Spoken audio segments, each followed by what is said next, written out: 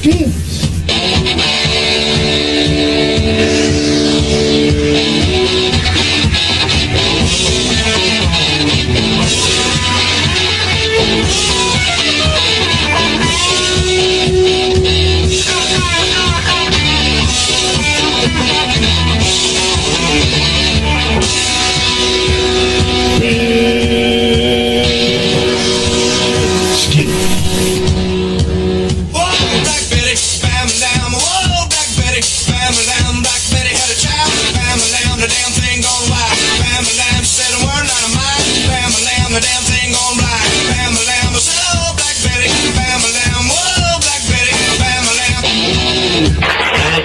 Some weird, wild stuff. That is funny. I did not know that. Dropping drawers and Adam Wars on the Kevin Holly Show. And I gotta say, he has balls. This man has balls. He's laying them out there for us to see. That's what I do. Something about first dates kit. Ever shared a lustful evening with a Muslim woman?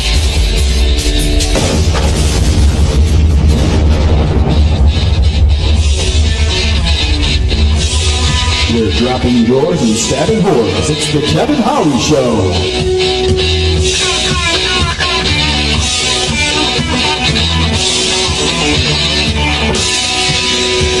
Whoa, Black Betty, bam, bam, whoa, Black Betty, bam, bam, she really gets me high.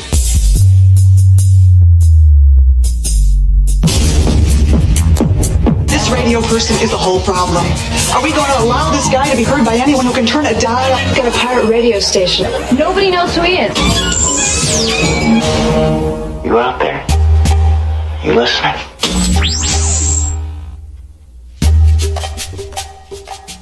Oh, come on, man. You don't got no lady fingers, buzz buttles, snicker bombs, church burners, finger blasters, gut busters, zippity doo-dahs, crap flappers? No, I don't. You're gonna stand there, owning a fireworks stand, and tell me you don't have no whistling bungholes, no spleen splitters, whisker biscuits, honky lighters, hoosker do's, hoosker don'ts, cherry bombs, nips and dazers, with or without the scooter stick, or one single whistling kitty chaser? Oh, yeah. Welcome to the Kevin Holly Show, everybody. I am your host, Kevin Holly. Nice to meet you. And I know a couple of whistling kitty chasers myself. I may or may not have been one back in high school. Whistling kitty chaser. Tell you what, it's 4th of July Eve, everybody. Welcome to the show. I had a birthday. It was yesterday. Yeah, I was due on the 4th of July. Whoa. But, I stuck around well, actually, I didn't stick around. I came a little early. Well, you may have heard that about me, but that's a rumor! It's a lie! But I did come out a little early. Oh, Jesus. I didn't come out of it. I was born a little early.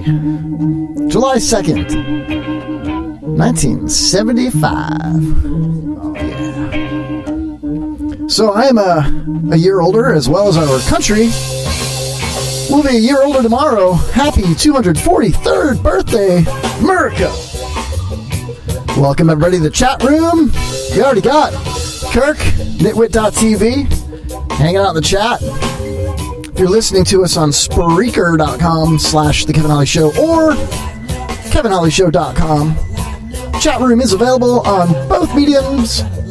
Same chat room. I see you in there. If you want to interact with the show, hit us up in the chat. Hit us up on Twitter.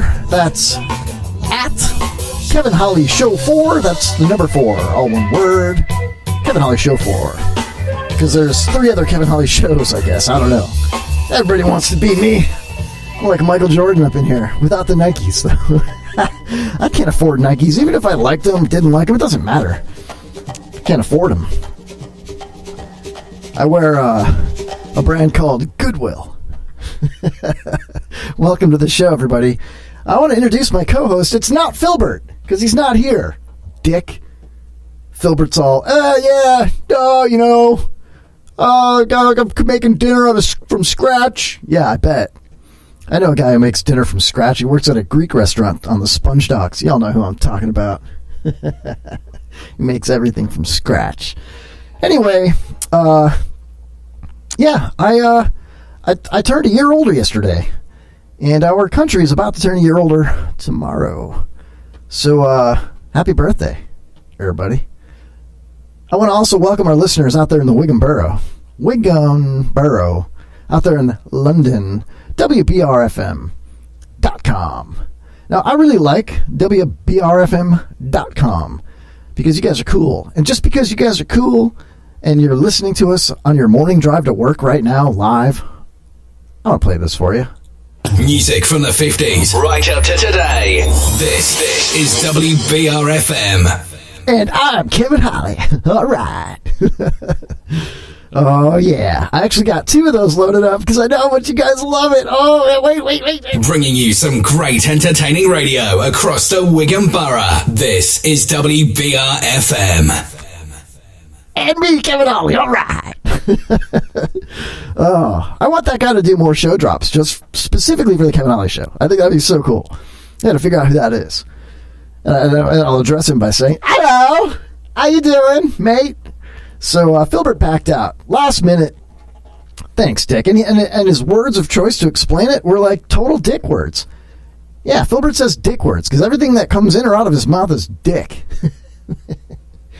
Yeah. So anyway, and also, oh man, I had a special guest lined up. We're going to get this guy in here. I promise.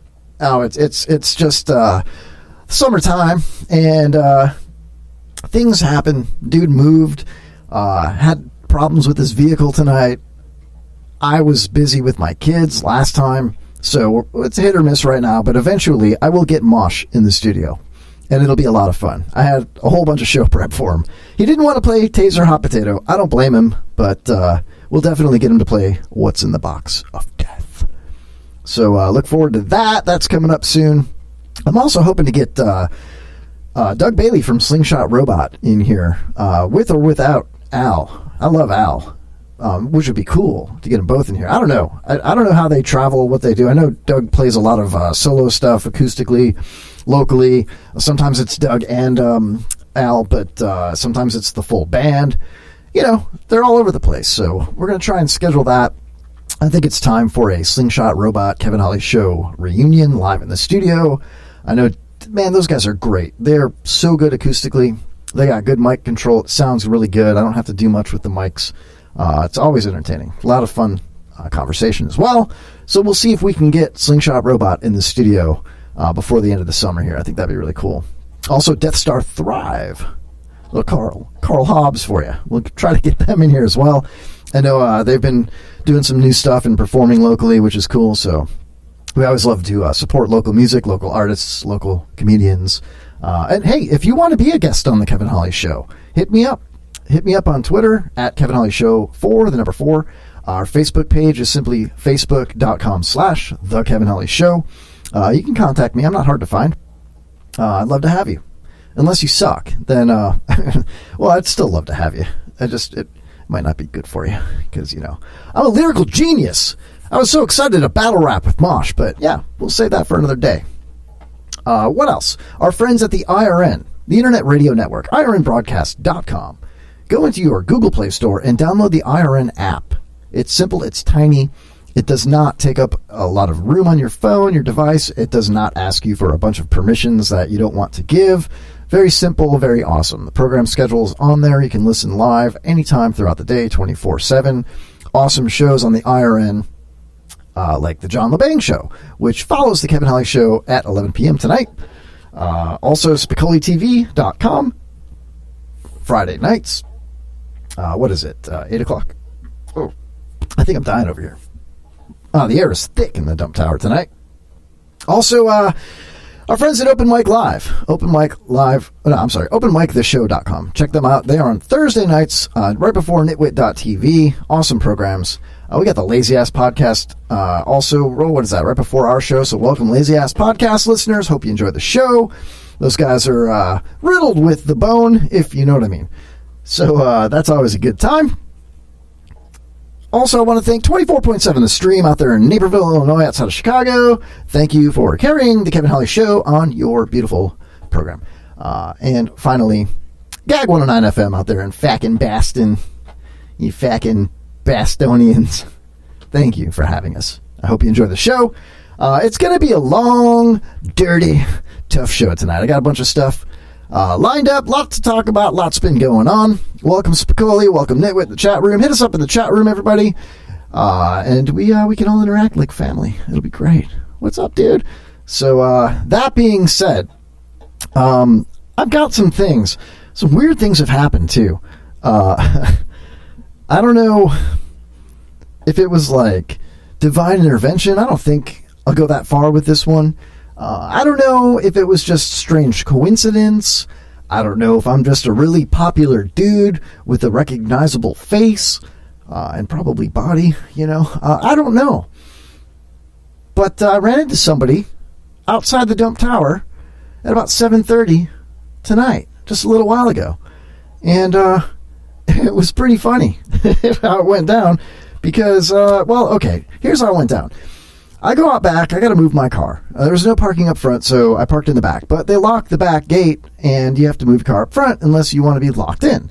And I don't want to bother the armed security guards of the Dump Tower at 11 o'clock at night and say, hey, can you unlock the gate and leave your post so I can move my car and leave, blah, blah, blah. So I went out there to move my car. And there's a guy out there looking at his phone. He's just kind of standing around. And he's got he's dressed nicely, the polo tucked in, slacks, nice shoes, whatever. And he looks at me and he goes, I know you from somewhere. And I'm like, okay. And then I started rattling off places that I worked that kind of looked like what his polo might be maybe I worked with the guy, a similar polo with the similar little insignia. I don't want to give away what the guy does, but anyway, we get to talking, and he asks my name. So I tell him my name, and he's like, I that sounds familiar. And I'm like, maybe I bought a car from you, like, back in 2008? Sound familiar? And he's like, maybe. And he pulls his phone out. Well, he already had it out. And he starts scrolling through his contacts, and sure enough, Kevin Holly in the dude's contacts in his phone. And I'm like, oh, look at this. All right. So, we do a proper greetings, and shake hands, and tells me his name. I tell him my name. Nice to meet you, that kind of thing. Nice to meet you again. And we exchanged a couple of stories and figured out exactly who each other were. I did indeed buy a car from the guy. And he brought something up as we were just kind of BSing. And I'll be honest, I hit him up. I'm like, I remember you now. So what are you doing here? And he's like, he's got business here, some business, clients, So I'm like, oh, yeah, you want to be on the radio? You want to come upstairs to the Dump Tower up there and, penthouse suite? No homo. And he's like, I can't, man. I got issues, I'm like, what kind of issues could you possibly have that would prevent you from being on the Kevin Holly Show? We don't have issues. We have subscriptions up in here. And gets to telling me, so we get to talking. We have a lot in common, whatever. And he shows me this headline from June 28th, 2019. Okay, what was it, 2 weeks ago? You've all heard of Florida Man. How about Florida Woman? Florida Woman. Who doesn't love Florida Woman? You know what I mean? Okay, Florida Women, Florida Woman, whatever. The headline. And I feel like I should be kind of vague because it's like it's personal business, but he also showed it to me, and he's like, feel free to read the article on the air. So, let's go for it. Here we go. Florida woman who allegedly attacked ex with a gun, machete, and an ADT sign smiles for her mugshot. Yeah, you heard that right. A Florida woman allegedly attacked her ex, this dude I was talking to, with a gun, a machete, and an ADT sign. Y'all know what an ADT sign... Did I really just say y'all? Y'all know. I've been in Florida way too long. I am Florida man now. Y'all know what an ADT sign is. It's that sign that you put in your front yard, whether you do or do not have an actual ADT alarm system. But I guess she may have picked up this ADT sign and attacked him with it. And then her mugshot, she's smiling for her mugshot. An argument between an estranged Florida couple ended up involving a number of weapons, according to a police report from the Pasco County Sheriff's Office. I live in Pasco County. I love Pasco County. You may be familiar with Pasco County, not Pasco, Texas, but Pasco County, Florida, from its brief time on Live PD. Well, the arrest affidavit says that last Saturday, I won't say her name, and I won't say his name, they were fighting in his truck in Newport Richey, allegedly. At one point, she pulled out a machete that was between the seats and stabbed the console, then started swinging the machete towards the victim, the report says. So the man here is the victim. The woman smiled for her mugshot. Once they were out of the truck, she struck him with the machete. He told officers, causing 2 superficial cuts on his left arm. Are any cuts really superficial? I mean, I think all cuts, I don't know. If it's a cut, it's not superficial. I think at that point it would be a scrape or a scratch. But do you really cause a scrape or a scratch with a machete? I think you cause cuts and gashes. I think gashes would be the word. Gashes. So, that's when the suspect dropped the machete and picked up an ADT Security Services sign and hit him in his left hand with it. Now, those signs are like little mini stop signs with a little stake in it, and you put them in your grass, in the front yard. Imagine if that thing comes down sideways. That's like a hammer. Hits him in the left hand. He told authorities he was in fear of his life, adding that, she had a freaking machete, adding that earlier in the day, she fired shots from her gun and pointed it at his face. At his face! Are you kidding me? I've got audio.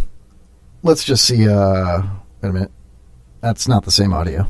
Never mind. So the complaint says that this dude had injuries. He had injuries and energies consistent with the attack described. His children also corroborated the man's story. So his kids were around to see this. Are you kidding me? The 29-year-old unemployed woman was arrested on domestic aggravated assault and domestic aggravated battery with a deadly weapon and transported to Land O'Lakes jail. And then she smiled for her mugshot. So I talked to this dude, and he's ready to come in. He wants to come into the studio when everything kind of settles down. I mean, this happened 2 weeks ago, but he wants to come in and talk about it and just kind of shoot the breeze because, we're both car guys and professionals at the same time. I bought a car from a car guy, so I think that'd be kind of cool. We seem to get along pretty well, even though it's been 19 years. No, I'm sorry, 11 years. I can't add. It was my birthday yesterday. Okay, I'm going backwards right now. So yeah, it's been 11 years since I purchased a vehicle from this gentleman. But I remember it was a pleasant experience. So I think that'd be kind of fun. We'll talk shop and we'll talk about his crazy ex and machetes and guns and ADT signs. I think it'll be fantastic. Spicoli in the chat room says she must be from Tucker. Kentucky. Nitwit says hashtag Gash Bash. Yeah, a Gash Bash sounds totally different than what I just described, but albeit probably a lot of fun, I guess. I don't know, depending on what you're into. If you catch my drift, Nitwit. Oh, good Lord. Man, it's going to be a long, long-ass night tonight for me. Call the show, 727-237-6010. I'll take anybody's call tonight because it's just me, myself, and, man, this taser. I might have to tase myself just to keep me going. Spicoli TV wants to invade the studio. I would love that. I know we've been talking about it. I'm scheduled in October for something as far as not being here. But everything else, I'll be here every Wednesday, weather permitting. But things are settled and leveled out in the personal life of the Kevin Holly Show. So I see no need not to come to the studio on a Wednesday night. If I do have my children, I think I can probably broadcast from home. But if I was going to have a scheduled guest as stellar as Spicoli TV and crew, I would make arrangements, even if it was a last-minute emergency type situation. I think I can make that happen. So I'm not begging, okay? I'm not begging, all right? But please, Spicoli, please come to the studio. The studio needs Spicoli and Smitty. That being said, I may or may not have the winning lotto ticket in my pocket, and if I do, I'll be flying Kirk from Nitwit.tv and his beautiful wife to the Kevin Holly Show studios in the beautiful Dome Tower in downtown Newport Richey, Florida, Pasco County's finest. And, maybe we'll have good radio, maybe not, but at least he can, update my computers and stuff. Spicoli says, book it! That's what I'm talking about. So tonight, all right, I'll see you in like an hour after the first break. Sweet! Woo! Thanks, Spicoli! Woohoo! Real bad. Get wrecked. It'll knock your socks off. Sunday. Sorry. Got carried away. I mean, it's 4th of July tomorrow, It's all, dude, it's going to be all like Sunday, fireworks show, Pasco County, Florida, first 5,000 kids in the tent, get a free rebel flag. Just saying. What's this Go E stuff? I don't even know what that means, Go E. Oh, Go Eric. Oh, okay. Yeah, go somewhere. Do something. Jeez, man. Dude's out there cleaning pools and shit. It's too hot, man. I wonder, like, if you're a pool guy, all right, if you're out there grinding it out, cleaning pools, grabbing accounts, doing your pool thing. What do they call you guys? Chlorine cowboys? There's a Jeff Louis thing. Do you ever jump in the pool? Like, okay. I've always dreamed, like, wouldn't that be a cool way to retire? You live in a condo on the beach, your kids are in college, they're all grown up, whatever, and you want to make a little extra coin. So you start like a very, very low key, low stress, small, easygoing pool cleaning service. Not like these chlorine cowboys that are out there busting ass, but like an old guy that just cleans a handful of pools for a couple of accounts or whatever. Wouldn't you just like jump in the water? I mean, I could just see myself doing that. Living in the condo, walking the beach, picking up seashells, popping kids' balloons with spitballs from my balcony, and then, oh, it's Wednesday. I got to do a little work before the show because, I'll be doing the show for the next 35 years. And, just like, all right, I'm going to clean 5 pools today. I'm going to do it once a week or 2 a day, twice a week, whatever it might be, to supplement. So I don't have to eat cat food. You know what I mean? And if there's anything that's too strenuous for my old ass, I will sublet the work to the real chlorine cowboys. Not to take any work away from you guys. I'll save the big stuff for you guys. It'll be a win-win. But I'd be jumping in that pool. How do you not jump in that pool? Spicoli says, I'd go tonight, but I'm under the influence of muscle relaxers. L5 popped today. Dude, listen. Bro, dude. Listen. I could fix that for you. I know what the I-4 and I-5 issues are like. I know what it's all about. The L5, oh, dude, it's right above the L4, right below the L6. I've been there. I know what you're talking about, man. I'll tell you what. I'll just bear hug you from behind, right? I'll sneak up right behind, not sneak up right behind you, but I'll get up right behind you, right? And then I'll wrap my arms around you, right? And I'll grab hold of your love handles with my arms crossed, but my wrists, facing backwards, so I get a good grip, right? And then I just start thrusting my abs, my 6-pack abs, into your lower back, thus pushing your spinal cord up and knocking that L5 back into place. Yeah. And what I would suggest is double up on the muscle relaxers for that. Just saying, and just let it happen. Just let it happen, Spicoli. It's good. I got you, man. That's what I do. Got you. Oh, so, no, swimming leads to wet ball sacks. I gotta proofread these. I gotta pre-read these comments in the chat room before I say them out loud. Otherwise, I spit up my bubblegum. Yeah, I spit it out. So, anyway, maybe I could skip cleaning the pools and just like randomly jump in people's pools. I could probably just do that. Just, drive around, look for a vacant house for sale. Something nice that's staged for maybe an open house, and go in and get the free hors d'oeuvres, and then, just take a dip in the pool. Say, hey, I'll sign my name on the guest list. I'm looking for a 7-bedroom, 3-story house on the beach, And this one's nice, but I really need to check out the pool. I want to know if I can stand up in it. Is it too deep for me? Is there a current issue? I don't want to, be floating around and be stuck in the corner of the pool all the time. You know how that is when you're floating around in your pool and the way the jets are facing for proper filtration.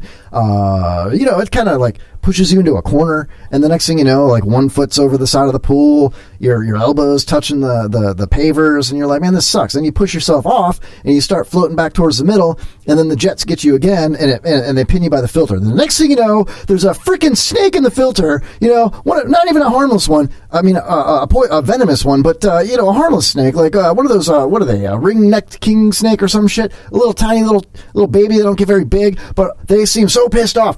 No venom, not gonna hurt you, but they're flapping around. All they want to do is get out of that filter, and then they see your ass. They feel the heat. However they do that, these reptiles, I hate them. And then what do? They swim out and then they attack you. They get little nips and bites and all that. Oh man, that's the worst thing. I'm sitting there floating around, trying to drink my Mai Tai, just having a cold beer, floating around, and then all of a sudden there's a little baby snake coming out my filter trying to get me. What do you do in that situation, Spicoli? Chlorine Cowboy? Do you set it free? Do you take it home, make it a pet? Do you kill it right there? Do you stab it with your pool brush? I don't know. I don't care. Sneezing fixed nitwits' back problems. Well, I mean, we could do that, Spicoli. I could give you, I could put a little pepper under your nose, a little something salty maybe under your nose, and then you sniff it in, and you're about to sneeze, and right when you're about to sneeze, I say, God bless you, so you don't sneeze, and then thrust. And, man, that's how you got to do it. You got to shock your body. I could shock your body for you, Spicoli. I just want to shock you. Shockback Mountain. Kill, be killed. I get that. Kill or be killed. Well, I don't think a ring-necked Florida snake is going to kill you, but I don't know. I had one in my pool the other day, so I bring this up, and I saved it. I did. It was weird how I did it, because I didn't want to touch it, and I jumped a couple times and screamed like a little girl, because they're so violent. They coil up and attack you like a cobra. And I was able to go in there raw dog, barehanded, and grab the skimmer basket. See, I know the terms. I mean, I could be a chlorine cowboy. I grabbed the skimmer basket, and I pulled it out and dumped it on the pool deck. And a little snake escaped and went right for the screen and went under the aluminum and out into the mulch. And my dog went nuts trying to chase it. I'm just waiting for the day my dog figures out that she could just bust through that screen if she wants to. I hope not. Hope that doesn't ever happen. What do you do about that, Spicoli? Okay, chlorine cowboy guy? What do you do about that? What happens if you're cleaning the pool and all of a sudden the neighbor's pit bull jumps through the freaking screen on the lanai? Now it's you, a snake, and a pit bull. Mm-hmm. Yeah, ringnecks are harmless. What about rednecks? Are rednecks harmless? I don't know. Yeah, Nivit says I'm more of a Mario or Luigi. Hey, either way, man, I'll power up, fix that L5. I got you, man. I'll fix the L5. No problem. Not a problem. So anyway, that's probably not my best career choice. I don't know where I'm going with this right now, so I'm just going to knock it off. You know what I do? Oh, wait a minute. Whoa. Here we go. Here's another interesting story. New York City is going to ban hot dogs and processed meats to improve the climate. Yeah, apparently, Mayor Bill de Blasio approved an ambitious $14 billion Green New Deal on Monday, April 22nd. Yeah, that's how old this story is. To combat climate change. The plan will cut purchases of red meat by 50% in its city-controlled facilities, such as hospitals, schools, and correctional facilities. The new commitment builds off of the Meatless Mondays campaign that was adopted by all New York City schools in 2017. Estimates tell us that we only have 12 years to get it right. Let's be clear. We have until 2030 to change things fundamentally, or our lives will not be the same, said de Blasio. Wow. So by 2030, New York City's Green New Deal will reduce greenhouse emissions by 30% while also creating new jobs. Is this for real? Come on. Additionally, all buildings that are 25,000 square feet or more, that's a big-ass building, of which there are 50,000 citywide, will be required to make efficiency upgrades that lower their energy usage and emissions, or they will face steep penalties. Now, I don't disagree with that. I mean, if stuff is outdated, I mean, yeah, definitely. Upgrade stuff. You know, it pays for itself. You know, I'm a fan of that stuff. But come on. What, the world's going to end in 2030 if we don't fundamentally change how many people get processed meat in New York? Get out of town with that nonsense. I mean, it leads me to like, you know, we talked about this last week. Your favorite or most popular processed meat. And I told Bergie it was his mom's hot dog in the hallway, something like that. But, you know, it's ridiculous to think that, you know, that little tiny bit, a speck on the population of the world, even though New York City is huge, okay, huge, you don't take into consideration, like, is this going to take off in India and China? Are they going to stop with the processed meats? Is that even a problem over there? I don't know. But it's like, it seems like these people are being political about everything. And this is laughable, is what it comes to. It's laughable. Spicoli says, I love a good processed... Oh, shit, no. He's quoting me. I said I love a good processed meat. I may have said that. I don't know. Whatever.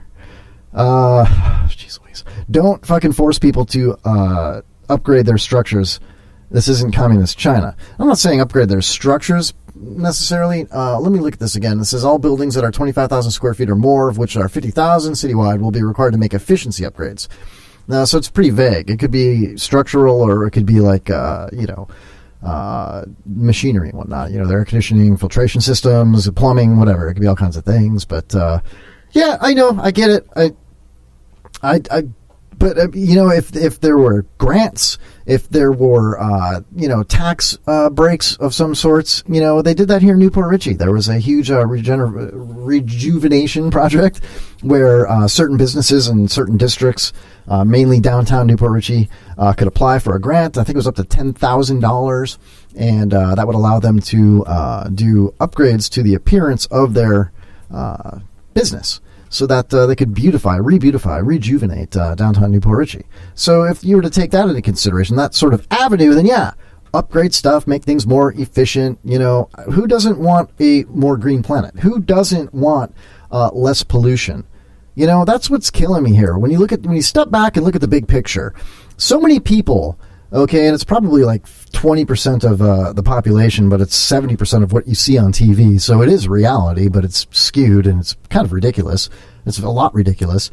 But there's a lot of people out there that, are saying that the rest of us are supporting pollution, that we don't care about regulations, and that if we vote to eliminate ridiculous regulations of some sorts, different sorts, that we are, Nazis, whatever. And I think in reality, most people, if not all people, with the exception of probably more like 1%, most people, the majority of people, want a clean planet. They want a clean river, a clean estuary, a clean beach, a clean air. You know, they don't want poop in the streets. They want, clean sewers, all that stuff. So I just don't understand why, that small percentage of the population has to attack everybody else. We all are, as Bill Burr would say, eating a shit sandwich out here together. You know, we're all eating a shit sandwich together. You know, if you've got some great idea to make things better, lay it out there. Don't blame everybody else. You know, come up with a solution and let people, let everybody kind of discuss it and figure out what's good, what's bad, what works, what doesn't work, all that stuff. It's just ridiculous. I don't know. And I know it's like, all they want to do is broadcast that shit on TV. It's all over the news. And then people say, oh, you're going to say fake news? Oh, you're a Fox News guy. No, I'm saying that when you turn on your TV, the majority of the channels, and when you turn on your radio, the majority of the channels are supporting this narrative like it's real, when in fact it's not real. The people don't want a dirty planet. Give me a break. You know, I'll look back at the chat room, and it says there's no such thing as a vague to a socialist libtard. Okay, their ambiguity allows them to keep reaching in your pockets. Spilly says, I got some really good green for the planet today. Damn, all right. Yeah, downstairs, man. It's like, I'm walking through the dump tower, right? I'm going up and down the elevator a couple of few times. I use the restroom. I go out to my car, move it. Excuse me. I'm just doing random things, waiting for the show, doing show prep, loading up stuff, whatever. And, I noticed like somebody came out of the marijuana facility downstairs. It sounds so funny to say that because I've been here for years now, and it's just recently that the True Leaf bought the building, and now there's like a dispensary downstairs. And now that the flower is legal, these people like are flocking to this place like bumblebees, you know. And they gotta get their nectar. But anyway, everybody's baked is what I'm trying to say. Like walking through the hallway, everybody's got a smile on their face. Nobody seems to be in any pain. People with cataracts can see better. I haven't seen anybody have a seizure since this place moved in, you know. And everybody's happy. Like, hello, sir. How are you? Hello, good day, fellow. Hello, governor. And it's oh, hi. How are you? How high are you? You know, it's ridiculous, but it's very peaceful. Actually, it's pretty cool. Everybody's polite, you know. I don't really engage with people out there. I mean, there's people in the parking lot. They had a packed house. Somebody opened the door, and I was walking by as the door was opening, and I looked in, and it was like a busy doctor's office during flu season. There was like 50 people sitting in chairs, minding their own business, looking at their phones, just waiting for their name to be called so they can go into the protected area where they can select their marijuanas of choice. And then, you know, they leave all happy. They're probably baked before they go in and probably about to get baked on their way out, you know. And here's little old Kevin Holly, you know, just walking around. And all I want to do is you know, get my coffee. Speaking of coffee, you ever have a cup of Joe? I have before. And Luca just walked into the studio, putting his finger over his lips, saying, shh, shh, like he's not really here. It's the ghost of Cup of Joe. Cup of Joe, welcome to the Kevin Holly Show. Papa Squat, man. You want that mic right there? That's number 1, 2, 3. It's not on yet. I got to figure out which one it is. That's the one that's always hot, so let me just plug it in. Hold on, I got you. Cup of Joe, buddy. Oh, man, you got to love that. Oh, whoa. There you are. Hello, Joe. How are you? I'm fine. Actually, it's not Filbert, though. That's my name tonight, right? Yeah, I can call you not Filbert if you want. No, Joe works. Just Joe or Joe? Just Joe. Just Joe. I'm so humble. Oh, I thought you were going to say something else. Humble. Stop touching that mic. It's hot. You're going to burn yourself, man. Whoa. I feel like your mic's picking me up. I got to turn you down. There we go. Now we're better. So I'm looking at the chat room here. We're talking about Mayor de Blasio, the Green New Deal, right? And how they're going to eliminate processed meats. And then we've, you know, kind of moved forward onto where it says right here, they want to reduce greenhouse emissions by 30%. We only have 12 years to get this done, Just Joe, okay? And so they also want to, any buildings that are 25,000 square feet or more won't be required to make efficiency upgrades. Yes, he wants to do all those renovations, no glass. Yeah. So how do you feel about that? He's a dreamer. I don't know. He's smoking something. What if they tinted the windows on the glass and upgraded their heating and cooling and plumbing? I believe it's financially irresponsible to even suggest such a thing. Well, what if they do it on a smaller scale? You get a grant, maybe a tax break, you invest some of your own money, but you get something beautified out of it. You know, if you replace your AC, you get a $10,000 grant or a tax break to maybe upgrade the paint on the building, you know? Well, the way I look at it, Kevin, I mean, if he can't ban big gulps, you know, good luck with the skyscrapers. You know, there's a lot of money there. You know, that's funny because, oh, wow, I'm looking at the chat room. Show prep is worthless when your co-host stiffs you. Buy your cup of Joe at vaultcoffeehouse.com. Cheap plug. We'll let that fly. Anything Spicoli wants to do, we'll let it fly. Let's see here. So, okay. So, dude, I heard you. Okay, what'd you say? I'm just kidding. I totally heard you. And I think, my opinion, with the big gulp thing, laughable. You know why? They're going to limit the size of the soft drink you can get. Just buy 2 or 5. Or go in and buy one and pour it into your own giant cup. Go in and buy another one and pour it into your giant cup. I bet you could just blatantly go in there. What is the clerk at the gas station? He's going to be, stop that. You cannot put 2 drinks into your big cup. Yes. It is against the law, and I support Bill de Blasio. You dick. I just don't see it happening, man. I believe Apu can be bribed.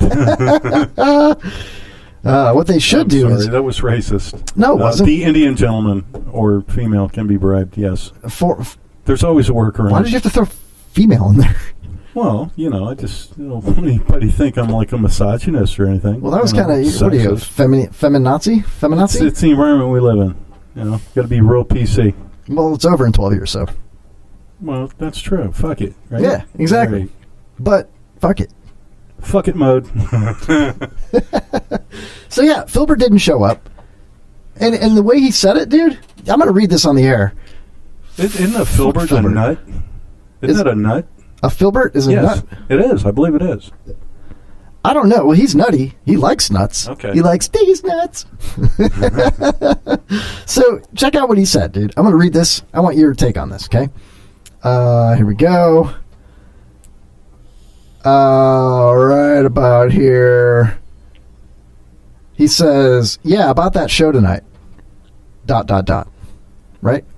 I said, dude, come on. Take a nap, and then we kick it live. I'll even drive. Right? Because I like to rhyme, you know? So he said, yeah, I know you're mad at me for canceling all the time, but I really don't want to, bro.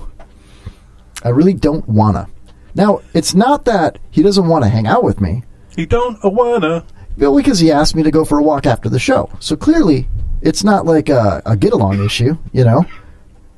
He wants to hang out with me. You know, he likes me. I know he likes me. So I said, dude, take a Midol and a nap, and then we ride. You know? Then we ride. Are you insinuating something? I might all. Well, I mean, you know. He said, nah, here's where it gets bad. He said, nah, time for you to pack that sideshow up. It was fun, but time to move on, brah. Yeah. What? There's some sibling rivalry there, I believe. But last night, we were talking, and he's like, oh, dude, I already got a rap. I got show prep. You know, I'd love to. Here's what he said before. Where is it? I don't know where it went. He is your older brother, correct? Yeah, much, much older. I had a birthday yesterday, by the way. It was my birthday. Yeah. Oh.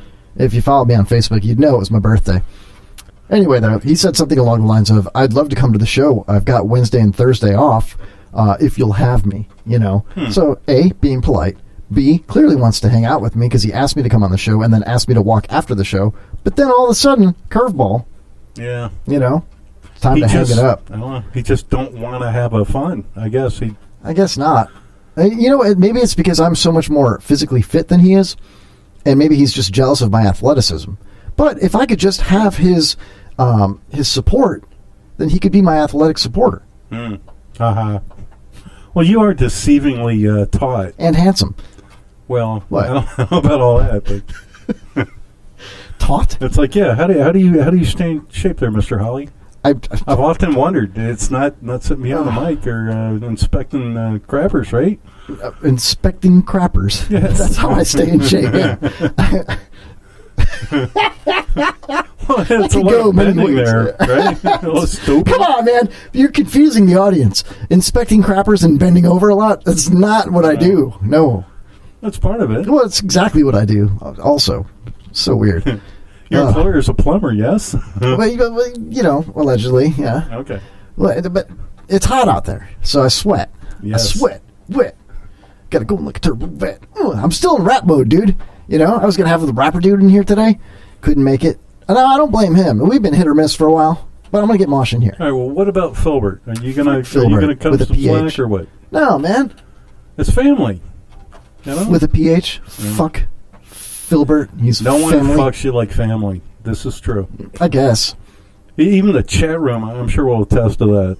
VaultCoffeehouse.com. VaultCoffeehouse.com. Get coffee for everybody you know except Filbert. Hey, man, I'll tell you what. I'm gonna tell him that I'm gonna walk with him tonight, right? And be like, I'm ready. I'll come over. I'll come to your house tonight instead of you coming to my house. I'll come to your house, and then I would just ghost him. What does that mean, Kevin? Walk with him. Walk with him. We walk, man. You just walk. Yeah, it's kind of like the night Tupac died when he and his posse were driving around the Vegas Strip, and then it was all like you know. It got out of hand really quick, you know what I'm saying? Oh, that's not exactly what I was going for there. It was like... Because, like, I've heard of running buddies. I've had running buddies. I've never had a walking buddy. Running buddies? And you got a walking brother. I got a walking brother, but he won't walk here. He's not walking here now. Yeah. He's more like a Joaquin brother.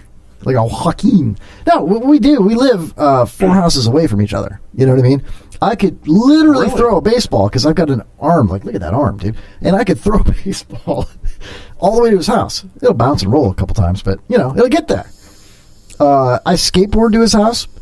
Yeah, that's how close I live to my brother. So I see him, like, all the time. Was this intentional or coincidental? Intentional. Yeah, well, and coincidental. Coincidental. Is that a word? Did I say it right? You can't have both. It's one or the other. Coincidental. Okay.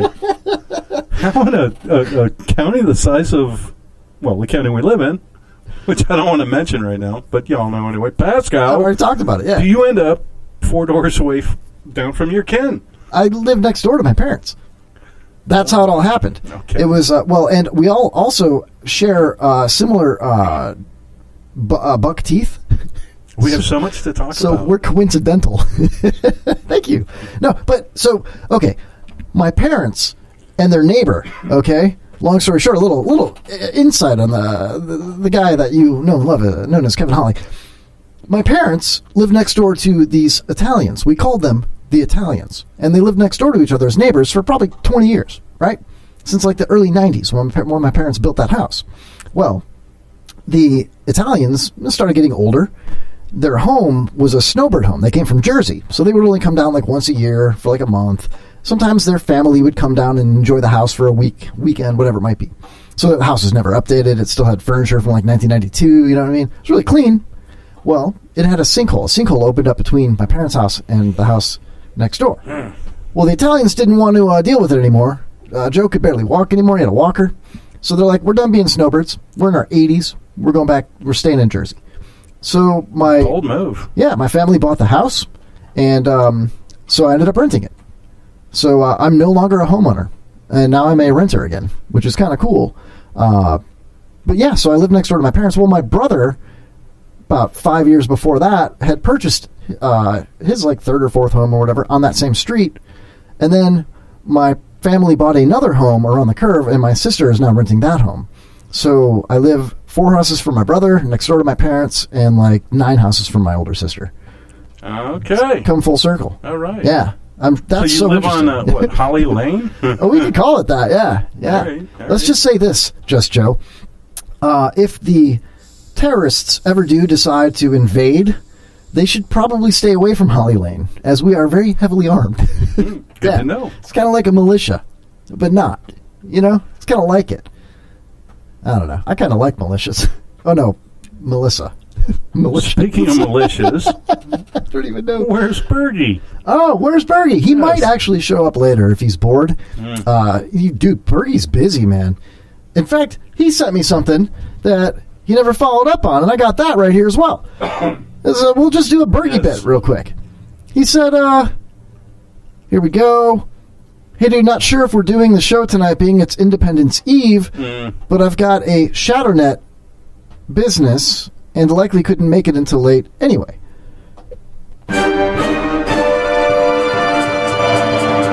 My reply, it's cool, bro. Got Filbert and another guest coming. Oh, but where'd they go? And then he said, can I tell you a secret just between us? And I'm like, yeah, absolutely. And they never told me it. So I didn't have it. No secret. I wouldn't have read it on the air anyway, but... So he knows your guest list.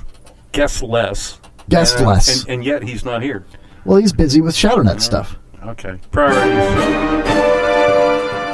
You got to give it to him. I don't know. I'll give it to him. That's not what I heard. What? I offered to crack Spicoli's L5. Not crack it, but put it back in place. You know how to do that? What you do is you sneak up behind him, right? And then you cross your arms and wrap them around his belly and grab his love handles, right? And then what I would do is put a little salt or pepper, something salty probably, under his lip, right? And then he's about to sneeze, right? And I say, God bless you, right before he's about to sneeze, so he can't sneeze, I negate the sneeze. And then as he's like, and that's when I thrust from behind and put the L5 back into place. Right? Whatever lifts your skirt. What, my skirt? It's just, yeah. Oh, son of a bitch. So we were on de Blasio. Yeah. And the Democrats or just de Blasio? What are we doing here? I was just saying how ridiculous I was. I clicked on it because it had hot dogs He's in a it. boob. He's a total boob. Yeah, he's kind of a dick, too. Yeah. Yeah. How do people vote for that? There's no way that the majority of people in any metropolis the size of New York City or the state of New York votes for somebody like that. There's got to be voter fraud. Purely publicity, I'm sure. There's got to be something going on, dude. There's no way that the majority of people agree with stuff like that. That we're all going to die in 12 years. Come on. The world's going to end in 12 years. Look, I get it.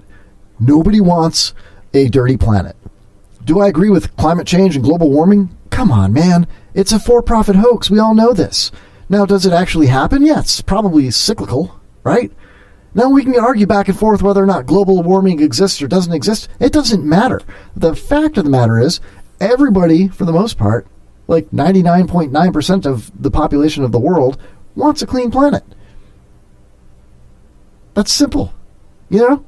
But there's no way that so many people are that crazy to literally go to the polling booths collectively and vote for a guy like de Blasio. I don't see how that's possible. I just don't see it. I don't get it, man. How could that many people be fooled? You know? I don't know, man.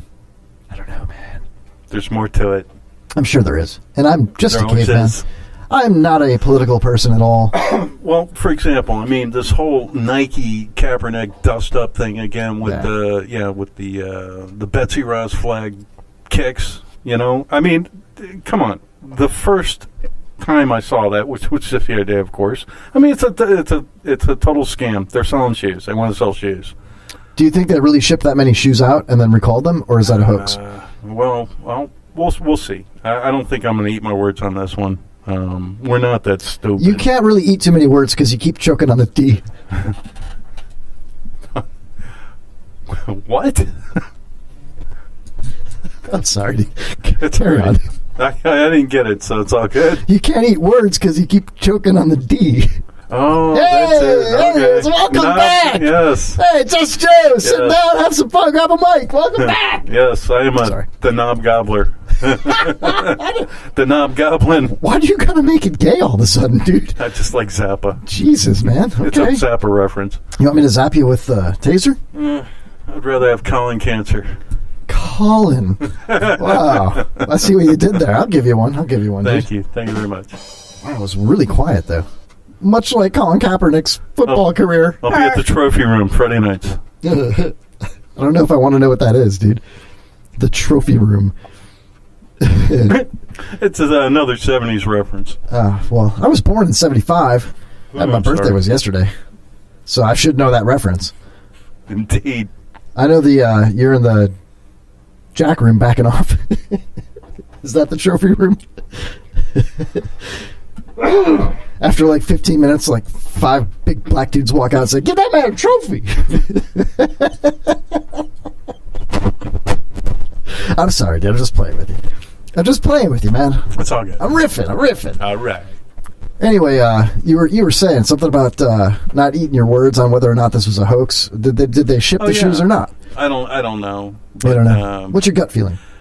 My gut feeling is Nike doesn't make decisions that big based on Kaepernick's whim.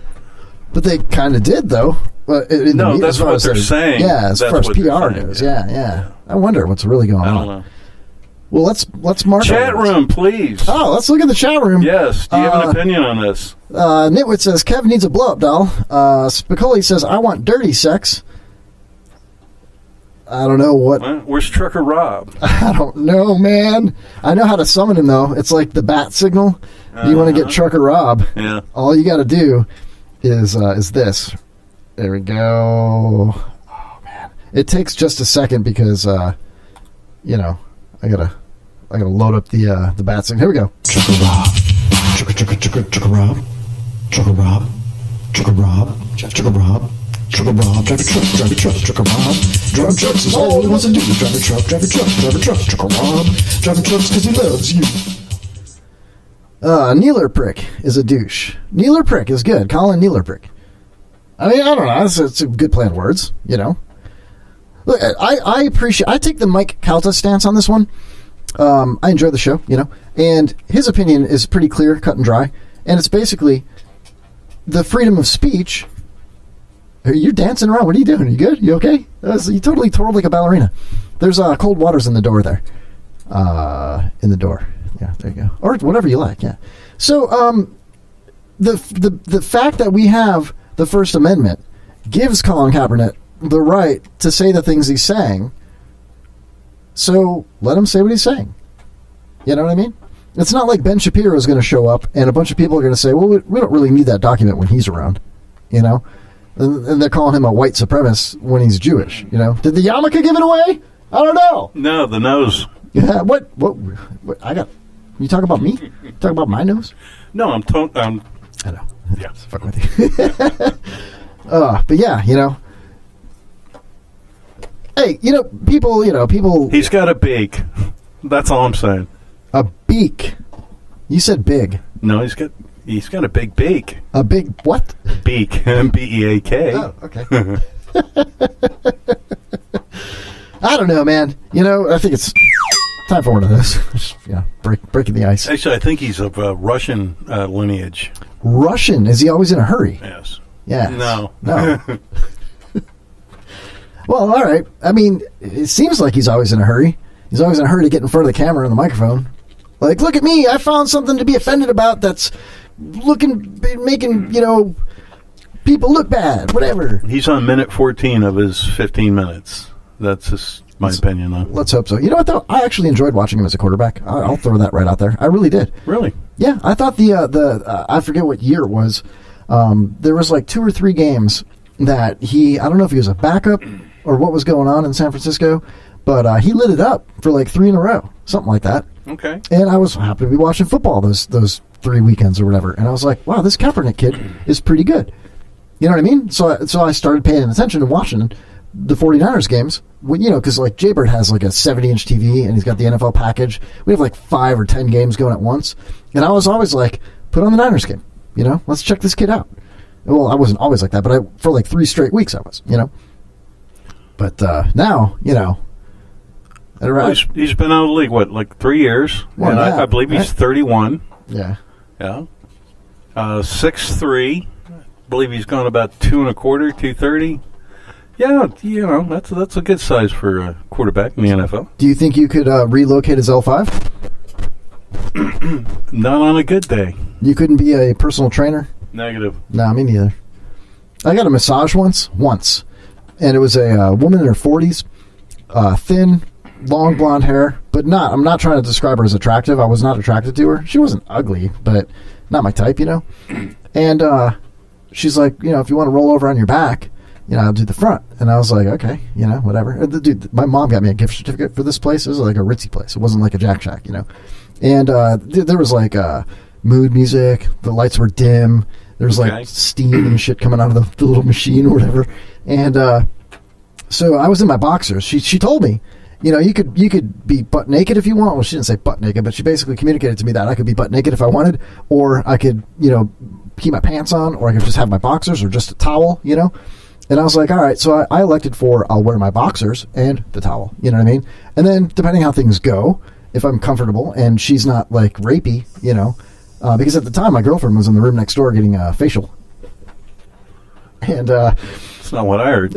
I don't know who that dude was, but she was happy. Anyway, so I roll over on my back and I'm in just my boxers at this point, right? And no, I'm not all excited or anything like that. I was chill. And she's like rubbing my legs, comes up above the knee to my thighs and rubbing into my thighs, Yeah, I do squats, that's how I keep in shape. And so I was like, oh, this is cool, And I was not getting aroused, She gets closer to my groin area, and she just kind of like glided her fingertips over that my waist area, and then went right into my love handles, right, and my 6-pack set, my 8-pack abs, and started doing my tummy under my ribs and around the sides, working her way up to my shoulders and my arms, right. So as she got up and it almost tickled a little bit. She got up, but she was a little rough too. She got up towards my chesticles, and I opened my eyes to kind of gauge, my surroundings, because you can't just keep your eyes shut for an hour. You know what I mean? in that setting, I had to like look around a little bit and just kind of like gauge the room and see, I'm enjoying all the things that she had set up, the music, the lighting, and everything else, So I'm just looking around and looking for cameras too, because I'm famous and I don't want to be caught, Jack Shack like the coach from Kraft. Yeah, Kraft. Yeah, don't want to be Kraft. No. So you gotta be crafty. No. Yeah. Yeah, I do want to be crafty, but not Kraft. So anyway, I open my eyes and I look up, and she's hovering above me, digging her hands into my body, right? And she's like got her head tilted back, like she's looking behind her, like with her head back, And her eyes, all I saw was the white of her eyes. Her eyes were rolled in the back of her head like that, and she's like looking past the ceiling with her head back. And she's like, like almost like orgasmic for her. You know what I mean? It was the weirdest shit, dude. And I was like, oh, and I shut my eyes. I squeezed my eyes shut, dude. I was like talking about it in my head. I'm like, I can't wait till this is over. I can't wait till this is over. I didn't know what was going to happen next. And I knew I still had like 15 more minutes. And this chick's like, I don't know what she's doing, man. It was crazy, dude.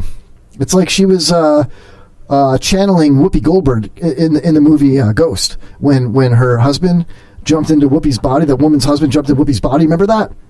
And negative. Never saw it. Whoopi Goldberg was like a psychic, right? And she had a woman in her little studio. I'm aware of the premise, but didn't see the movie. Well, at one point in the beginning of the movie, it's kind of like the movie proving to you that Whoopi was actually a real psychic. So she had this woman, a paying client, in the studio with her, and she's talking to her around the table, whatever you want to call it, And she's talking to her, and she's trying to summon her dead husband, the client's dead husband. And the dead husband comes back spiritually, but instead of, just being around the room, he goes into Whoopi's body, and all of a sudden Whoopi's like, and she turns into Orlando, the woman's husband. And the woman's like, so Whoopi looks at the woman and she goes, damn, girl, what'd you do to your hair? And the woman looks at Whoopi, who's her husband, and she says, it's autumn sunrise. Do you like it? Orlando, something like that. Yeah. So that's how I felt. That's what I thought was happening. Like this woman that was massaging me had her eyes rolled in the back of her head, and I thought she was going to her head was going to spin around a few times. She's going to spit some green pea soup and call me Orlando, Damn, Kev, what'd you do to your pubes or something like that? You call Linda Blair in your ass. Oh, man. Yeah. What do you do? What do you do in a situation like that? You know what you do? You ride it out. You ride out the storm, and you hope it doesn't turn into The Perfect Storm with Marky Mark and George Clooney. You know what I'm saying? Because Clooney's going down with the boat. But there's no way in hell I'm going down with that strange, skinny meth head woman that was rubbing me. No way. Not happening. So anyway, how are you feeling, Joe? I feel good. I like when you come in here because I ask you a question and then I don't let you answer it. Like, how you feeling, Joe? How you feeling? Yeah. All right, good. So you don't talk much, do you?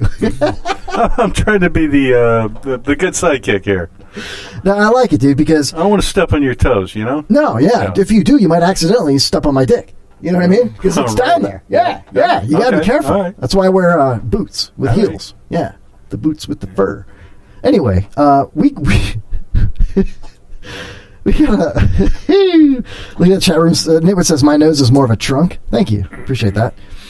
Why don't we take our first break on the Kevin Holly Show? And Just Joe's gonna you got to clean a bathroom or something, right? I'm just kidding. I'm just joking. I kid. No, it's. Yeah. He's like gonna go. My thing, All right, Just Joe in the house, Cup of Joe. We'll be right back with the second segment of the Kevin Holly Show after this. This is Kevin Holly, host of The Kevin Holly Show, live on the IRN Internet Radio Network. One time I fell down the stairs. I know somebody who actually put a cat in their freezer. I have 2 guinea pigs. I have a goldfish that's 5 years old. I have a huge suckerfish. It's a Plico clitoris. You are listening to the IRN Internet Radio Network. The Kevin Holly Show, live on the IRN Internet Radio Network. Swimming out of Bill Southfield. Where the swimming electric eels. Swimming out of Bill Similar Seals. Got to keep even keel. Swimming out of Bill's in between meals. Let's all break it down in here. Swimming out. This song goes out to a very special someone.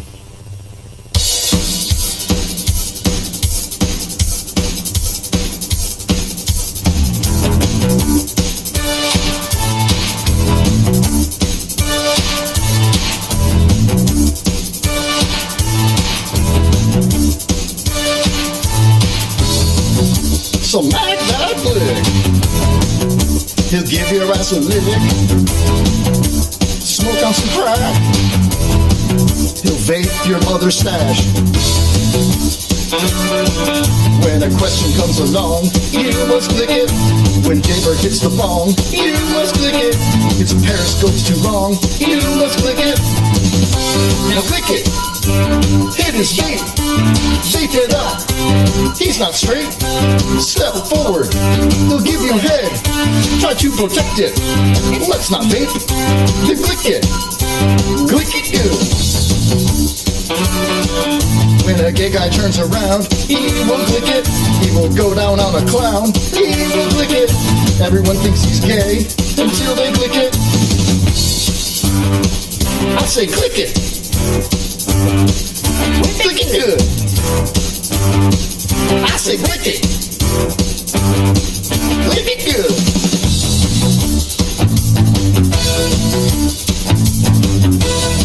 No, I can't finish it now. Making a song about how gay Click is. Hold on, I'll be right there. Oh, he's gay. You didn't know he's gay? Still gay. There we go. So Mac that lick. He'll give your ass a lick. Smoke on some crack. He vapes your mother's stash. When a question comes along, you must click it. When Jaybird hits the bong, you must click it. His periscope's too long, you must click it. Now click in your shirt. Thank you very much. Alright, thank you. Lick's gay, thank you. Arms spread way too thin. Everybody wants to know what's happening. Arms spread way too thin. What's the big rush now? Tell me why you're rushing. Arms spread way too thin. Everybody wants to know what's happening. Arms spread way too thin. What's the big rush now? Tell me why you're rushing. Why you rushing? Why you rushing? Everybody's going, but I just need some time. I just need some room to breathe again. Let me clear my mind. You don't need to be here, all up in my face. You need to find the right solution, put you in your place. I say, yeah, I got a lot to say to you. Hear what you say is not true. So this is what I'm gonna do. Look at me, I'm gonna let you know. Arms spread way too thin. Everybody wants to know what's happening. Arms spread way too thin. What's the big rush now? Tell me why you're rushing. Why you rushing? Why you rushing? This just got me twisted in the worst kind of way. Put me down when I'm not around, and then you smile at my face. But you don't need a home, no. What you need is a cage. I bottled up all of these emotions when I'm lost in the race. I say, I got a lot to say to you. It seems you got something to prove. So this is what I'm gonna do. Look at me, I'm gonna tell you so. Arms spread way too thin. Everybody wants to know what's happening.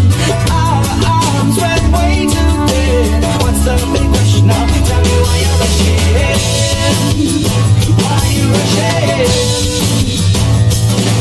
Let me breathe. Let me chill for a while. Let me breathe. You know it's not my style. Let me breathe. Let me chill for a while. Let me breathe. No, it's not my style. I said, hey, I got a lot to say to you. Hear what you say is not true. So this is what I'm gonna do. Look at me, I'm gonna let you know. Arms spread way too thin.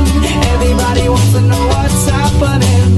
Arms spread way too thin. What's the big rush now? Tell me why you're rushing. Why you rushing? Why you rushing? You're strapping on to the Kevin Holly Show, where Kevin himself is grayer than 50 Shades. Life was fun, life was great, till I made my big mistake. Oh no, it never happened to me. Life was short, life was sweet. I was thinking as I hit the street, I could hardly believe, I could scarce conceive it. I had gone out the window, I had gone out the window, I had gone out the window. Oh, she was fine, she looked great, so we made our big mistake. I swear, it never happened to her.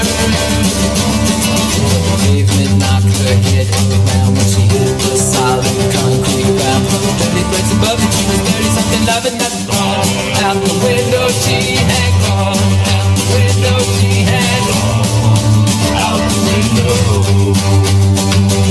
Oh, catch me if I'm falling. Catch me if I'm falling. He was smart, he was wise, he profoundly philosophized. Everything for humanity. One day by an open window, there's a note that read, I've gone out the window, I'm dead. He said yes to life for all his life, but then one day he said, no, I gotta go. Out the window, here I go. Out the window, here I go. Out the window. Oh, catch me if I'm falling. Catch me if I'm falling. Catch me, I'm falling. Catch me, I'm falling. Go out the window, we all go out the window, we all go out the window, we all go out the window, go out the window, we all go out the window, we all go out the window, we all go out the window. Catch me, we are falling. Catch me, we are falling. Catch me, we are falling. Catch me, we are falling.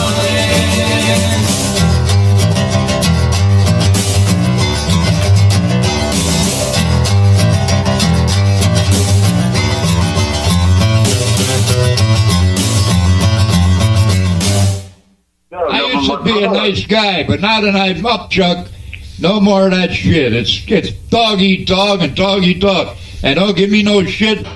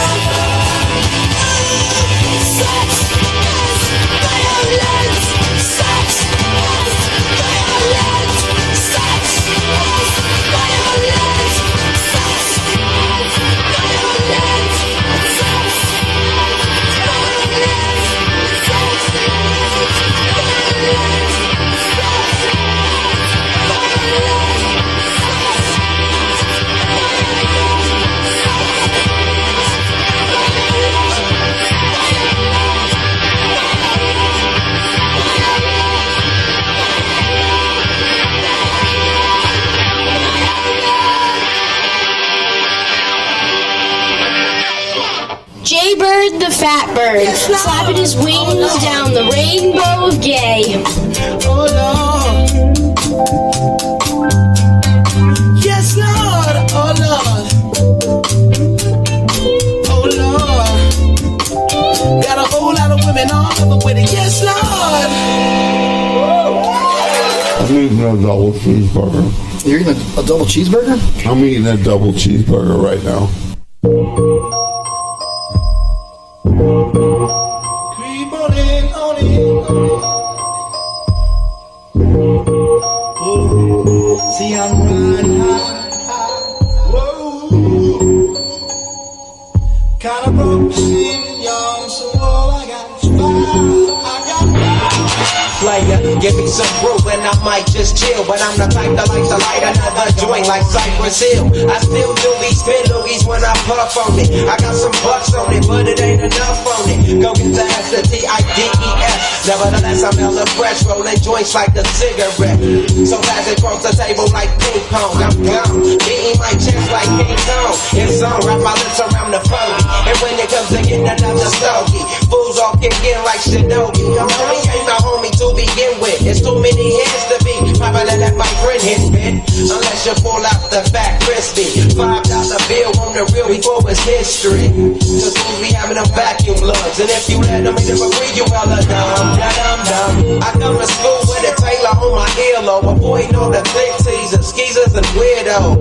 Got me going off the land like where the bomb at. Give me $2, you take a puff and pass my bomb back. Suck up the dank like a Slurpee. The serious bomb will make a nigga go delirious like Eddie Murphy. I got more growing pains than Maggie, cause homies snagged me to take the dank out of the bag.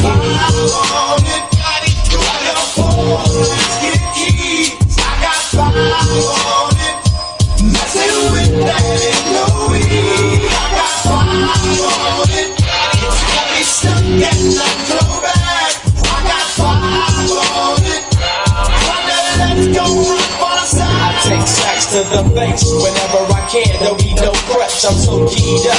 Till the joint be burning my hand. Next time I roll it in a hamper to burn slow, so the ashes won't be burning in my hand, bruh. Hoochies get hit, but they know they got a pitch and bent. I roll a joint that's longer than your extension. Cause I'll be damned if you get high off me for free. Hell no, you better bring your own split cheap. What's up, don't babysit that? Better pass the joint. Stop hitting cause you know you got asthma. Crack the 40 open, homie, and guzzle it. Cause I know the weed in my system is getting lonely. I gotta take a whiz test of my PO. I know I feel cause I done smoked major weed, bro. And every time we with Chris, that fool rolling up a fat. But the Tango Ray straight at me. Let's get key. I got fire on it. Messing with that no weed. I got fire on it. It's got me stuck getting on so bad. I got fire on it. Let's go up on side. Hey, make this right, man. Stop at the light, man. My yesterday gang got me hung off the night train. You fade, I fake, so let's head to the east. Hit the stroll tonight out so we can roll big hot sheets. I wish I could fade the 8, but I'm no budget. Still rolling the 2 though, cut the same old bucket. Foggy window, soggy endo. I'm in the land getting smoke with my kinfolk in smoke. Yeah, that's where you lay it down. Up in the OAK, the town. Homies don't play around, we down to blaze a pound. The ease up, speed up through the ESO, drink the VSOP up with the lemon squeeze up. And everybody's roller, I'm the roller. That's quick to throw the blunt out of a bunch of sticky doja. Hold up, suck up my weed, it's all you need, kick and feed. Cause we're IBs, we need to like the foo-foo. Let's get key. I got fire on it. Messing with that no weed. I got fire on it. It's got me stuck getting so bad. I got fire on it. Let's go up on side. This radio person is the whole problem. Are we going to allow this guy to be heard by anyone who can turn a dial? Got a pirate radio station. Nobody knows who he is. You out there? You listening?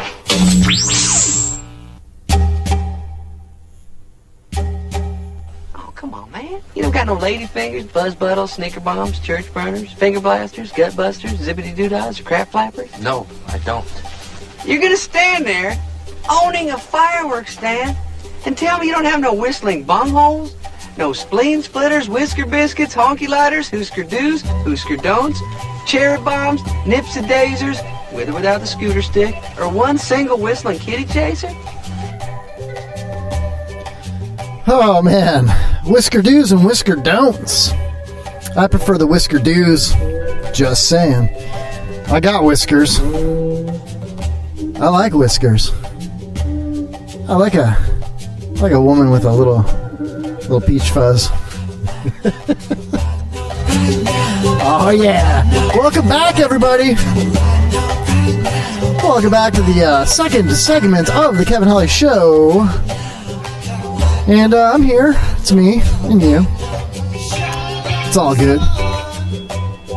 And it's kind of fun having Cup of Joe in the studio. Nice long solo show break. That's what I'm talking about. I was downstairs talking to management, nitwit, okay? If you're listening to the show, the Kevin Holly Show, on Spreaker.com/Kevin Holly Show or KevinHollyShow.com, we do have a chat room available. So hit us up in the chat. I'd love to interact with you. We got Spicoli, we got Nitwit. I think I saw something about Glick in there. Also, you can call the show anytime you want, 727-237-6010. Happy to take your call tonight. Talk about whatever. I might be in the market for a new co-host. Oh, shit. That didn't take long. Let's go ahead and take this. Hi, you're live on the Kevin Holly Show. Kevin. Yeah. Kevin, it's let's just say the car guy. Oh, shit. It's the car guy. What's up, man? That's the guy that I was talking to outside earlier. We got... Yeah. Hey, did you mention her at all or not? I wasn't listening. I was just got your card. Well, I read the story, but I said nobody's names. So you're good. You're just the car guy, man.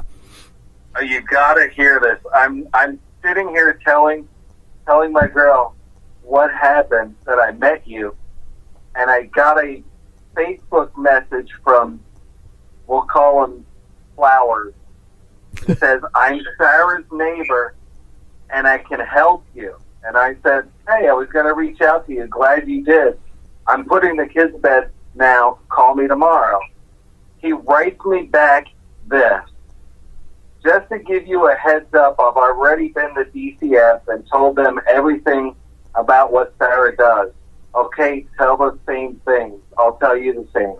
I've also got a few videos for you, and I also had it arrested last night, and so did one of our neighbors for a hit and run on both our properties with damage. She's in jail now again with no bond. Wow. I will help you. Yeah, I will help you with whatever you need. So will my wife. Your kids were always here playing, and they are such sweet kids. They can't come back to that lady's house. It's not a safe environment. This is what I just came home to. I don't even know this guy. Wow, dude. I'll tell you something, man. You know, it's all fun and games on the show, talking about funny articles and whatnot, but this is real life for you. Those are your children, and, you know, it sucks that all of you, including her, have to go through these events. But at the end of the day, and hopefully very soon, you know, things will shake out and settle down, and everything will be over, and hopefully she'll be rehabilitated in incarceration, however it has to work out, man.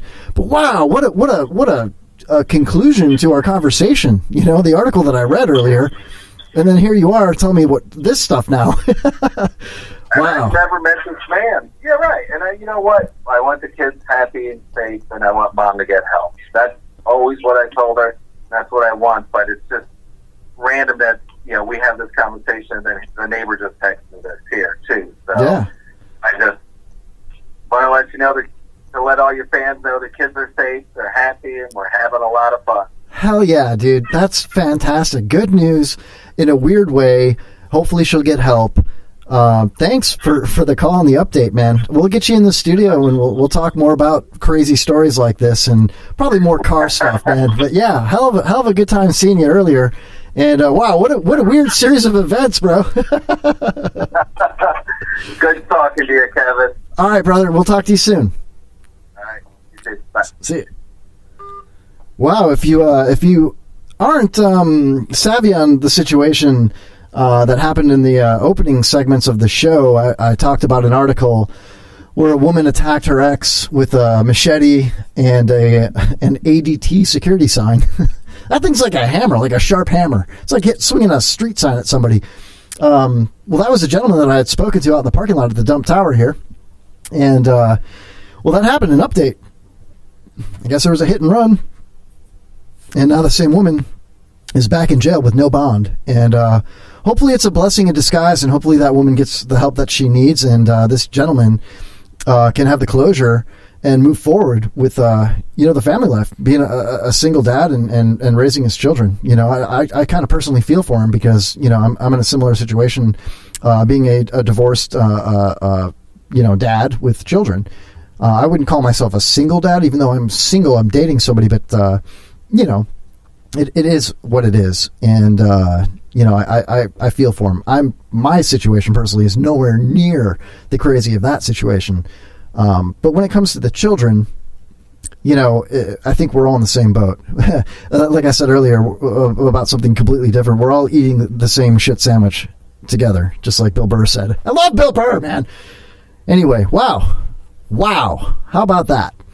You never know what's gonna shake down on the Kevin Holly Show. It could be anything. You know what I mean? It could be anything. So that's pretty cool. That's a good dude. We'll get him in the studio and talk about crazy life events, and probably talk a lot about cars and buying and selling them and building them and stuff like that. That's always been a passion of mine. I was a car salesman, and I sold boats for a boat dealership, and this dude's kind of in the same boat. Just a good dude. I mean, I bought a car from him. I spent probably close to $20,000 on a car back in 2008, something like that. Because that's how I roll, I buy Lamborghinis and Bentleys, and I really don't. Do you know there's an app out there called the Toro app? I just learned about this yesterday, and it allows you to rent a vehicle from a private owner, kind of like getting a scooter, like an Uber scooter, like you just go on the app and you pick one, you pay for it, then you go and pick it up. Well, they do this for people's personal vehicles, and a good buddy of mine and a work buddy showed me that he had done this a couple of days ago. I believe it was over the weekend, actually, and he rented like a Mustang, like a 2018 Mustang GT, and it was only like $65 for the whole day. And it's like Airbnb, it's a private transaction through an app, and you meet the dude in a dingy, dirty parking lot somewhere, and here's the keys, man, don't wreck it. And everything's insured, and there's hoops that you got to jump through to be able to rent your car, and there's hoops that you got to jump through to be able to rent a car. But how about that? So I was looking through the Toro app, and you could rent little shit boxes for like $40, or you could rent like a Maserati for like $350. So if you want an exotic car, I saw there was a Plymouth a Plymouth Fury convertible that was on the app, and it was like $125 for the day. And, it was like a 1975, Plymouth Fury convertible. It was like fire engine red with the black tops. Badass, man. How cool is that? Like, you want to go out on a date? You're going to go to like a nice restaurant and drop like $150 for you and your girlfriend, or your girlfriend and her boyfriend. I don't know if you're a Bergie. And, at the end of the night, it's like, yeah, you had some awesome food, a great experience, hopefully an enjoyable time, an enjoyable evening. But it was food. You eat it and then you poop it out, right? What about instead if you went on the Toro app, and they don't sponsor the show, but what if you go on the Toro app and you get like a badass, like 65 Mustang, and just go cruising. You get like I believe it's like 200 miles and 24 hours, whichever comes first. You rent a badass like I don't know, anything. It could be a Ford Pinto. You know what I mean? Oh, I wonder if they rent out cars with hydraulics. You could just go down to Clearwater Beach and just be hitting switches. I got front, back, side to side, pancake, 3-wheel motion, all that. Wouldn't that be badass? Like, you know what? Let's skip going out to dinner tonight. Instead, let's go rent this vehicle and cruise the strip on 3 wheels. That, to me, sounds like a good time. And they just give it back. And you're like, thanks for the car. Runs great. Thing runs great. It's cherry. Runs like a top. It's a cream puff. Anyway, I did get to go out last night, and it was fantastic. My beautiful, curvy, wonderful, loving, super sexy girlfriend took me out to dinner last night for my birthday. And we went to one of those hibachi places where you sit at a community like hibachi table where they cook right in front of you, and they shoot little pieces of shrimp in your mouth and whatnot, And we sit down and we get an appetizer, some sashimi. Oh my God, it was so good. And I had an ultralight beer and a glass of water. She had a glass of water and a nice glass of white wine. And, we're eating our sashimi with chopsticks and just staring into each other's eyes. And she's all lovey-dovey and happy birthday. And you're such a great guy. Thank you, Nitwit, in the chat room. She's a very pretty woman. She is. She's absolutely gorgeous. I'm the luckiest man in the world. And so we're enjoying ourselves and just enjoying each other's company, waiting to place our order, waiting for the hibachi guy to show up with all the little cart with all the stuff. He's going to start making volcanoes and all that cool shit, And another couple sits down next to us, much younger, probably like 18, 19 years old, a female and a male. And they sit down, and they're not much for conversation. They're kind of talking amongst themselves, and I'm very social. My girlfriend's very social as well. So normally we strike up conversation with people in public, if they seem like decent people or whatever, we just talk to people. It's nice, and so I'm expecting to be like, the center of attention at this table. It's my birthday. There's strangers. I'm going to talk to everybody, and we're going to have a great time. But these people were a little bit more, consumed with their own conversation, which is fine, So just kind of laid off, and throughout the night, I was listening to their conversation as we're eating, and I'm sure they were listening to ours, and their conversation was kind of snowflakey-ish, if that's a word. They're talking about, he's trying really hard. I'm going to give him another chance. I'm going to give him many chances. And the boy's like, well, trying is, nothing. You either do it or you don't do it. There's no such thing as trying. You're either going to commit to doing it or you're not going to do it. He's saying things along those lines. How many chances are you going to give somebody? At some point, you just got to accept that they're not going to change, and they're going back and forth. And she's, I prefer to believe that people can change. And, then they started cussing a little bit. They didn't get violent or argue or anything like that, but they started using foul language, and it's kind of awkward, but, that kind of added to the not talking to them aspect of it, and so I learned that it's their birthday. It's the gentleman's birthday. Well, it's also my birthday, so now I'm gathering information. We share a birthday, July 2nd, right? So the waitress comes over, not the hibachi chef, but the waitress that, was server, if you will, that was, gathering our drink orders and taking our orders and bringing us our plates, our soup, and our refills and whatnot. Very nice, very good at her job. She's very cordial. She comes over and says, I understand we have a couple of birthdays here. And I was like, oh, geez, thinking they're going to sing to me in Japanese or something. And she goes, no, we're not going to make it crazy. She goes, but you do get dessert. And, she gave us our options, and we decided for the fried ice cream, just like the neighboring couple next to us. But I also learned through the conversation that the neighboring couple next to us, they were brother and sister. And it was the younger sister, taking the older brother out for dinner for his birthday. So after learning this, the wheels are turning in my head, and now we're done with dessert. They've presented the checks, and we've all made payment, and now it's just time to sign your receipts, take your debit card out of the check presenter, and leave, or finish your dessert and beverages, and then take off. Show's over, get out.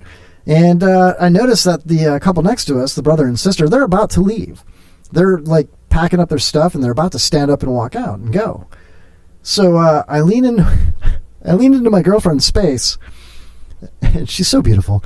And I leaned in, and I gave her a kiss on her lips, and I very flirtatiously spoke sweet nothings into her ear, just barely loud enough for the couple next to us to hear. And I was like, I love you, baby. You're so beautiful. You're so hot. Thank you so much for this awesome dinner. I'm having so much fun with you. This is great. And I kiss her again. She kisses me back, and it's just like lovey-dovey, and it's just nice.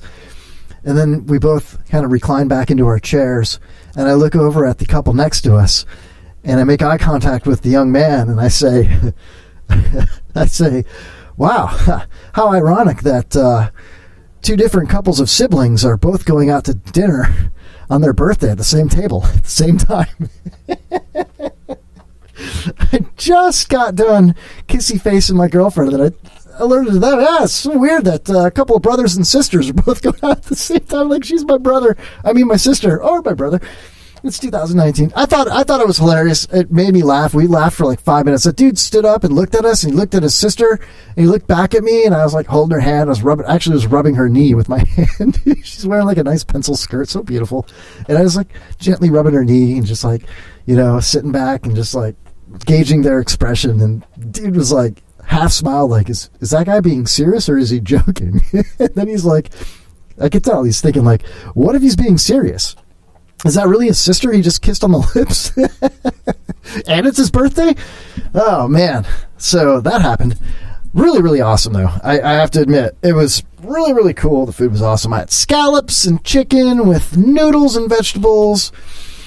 My incredibly beautiful, loving girlfriend had, what was it? Not prime rib. It was not sirloin. No, it was not New York strip. It was filet mignon. Medium rare with rice, vegetables, and shrimp. And she drove, so she dropped me off. And I've got the leftovers. And I know there's some steak in there. Do I microwave it? Do I put it on the flat top? I have a flat top. Not talking about my haircut. I'm talking about my kitchen equipment. Because I love cooking. I do. I love to cook. So, anyway, I thought that was a fun story that I would share with you guys. It is Independence Eve tonight. Independence Day Eve. Tomorrow is the 4th of July. And I think it's going to be really cool. I'm off of work. I'm going to be going and assisting in the lighting of the fireworks at the girlfriend compound, which I think will be a lot of fun.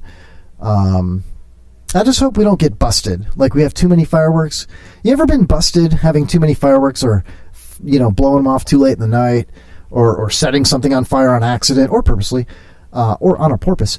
I have not. But the way things are going...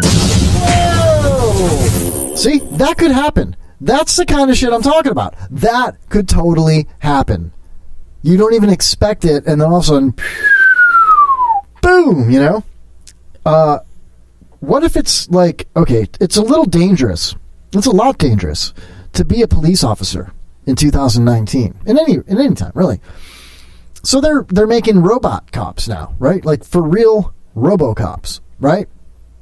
And I'm wondering what it would be like if you get busted for doing something by a RoboCop.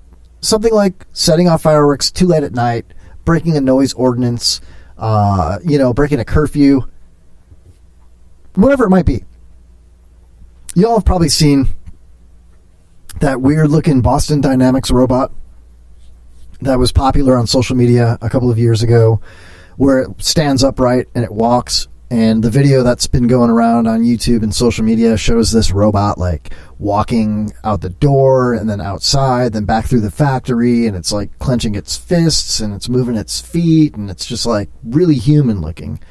Well, this new robot, slingshot robot, this new robot, and now it fights back. That's the new thing. It fights back. Now, I have not listened to this or watched it yet. This is part of the Facebook Saved segment that I'm not going to play the intro music for because it's just, who cares. But Boston Dynamics has a new robot that fights back. It's got 8 million views already. Let's play it. I got a little audio here, and let's see what this robot looks terrifying already.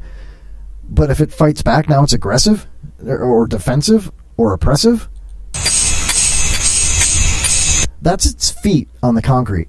And there's two dudes walking behind it with gloves on and black polos, and it looks like khakis, and one guy's got jeans, they got gym shoes. There's a BMW and an old Mercedes in the parking lot, and this robot's just walking like in the parking lot in front of the warehouse.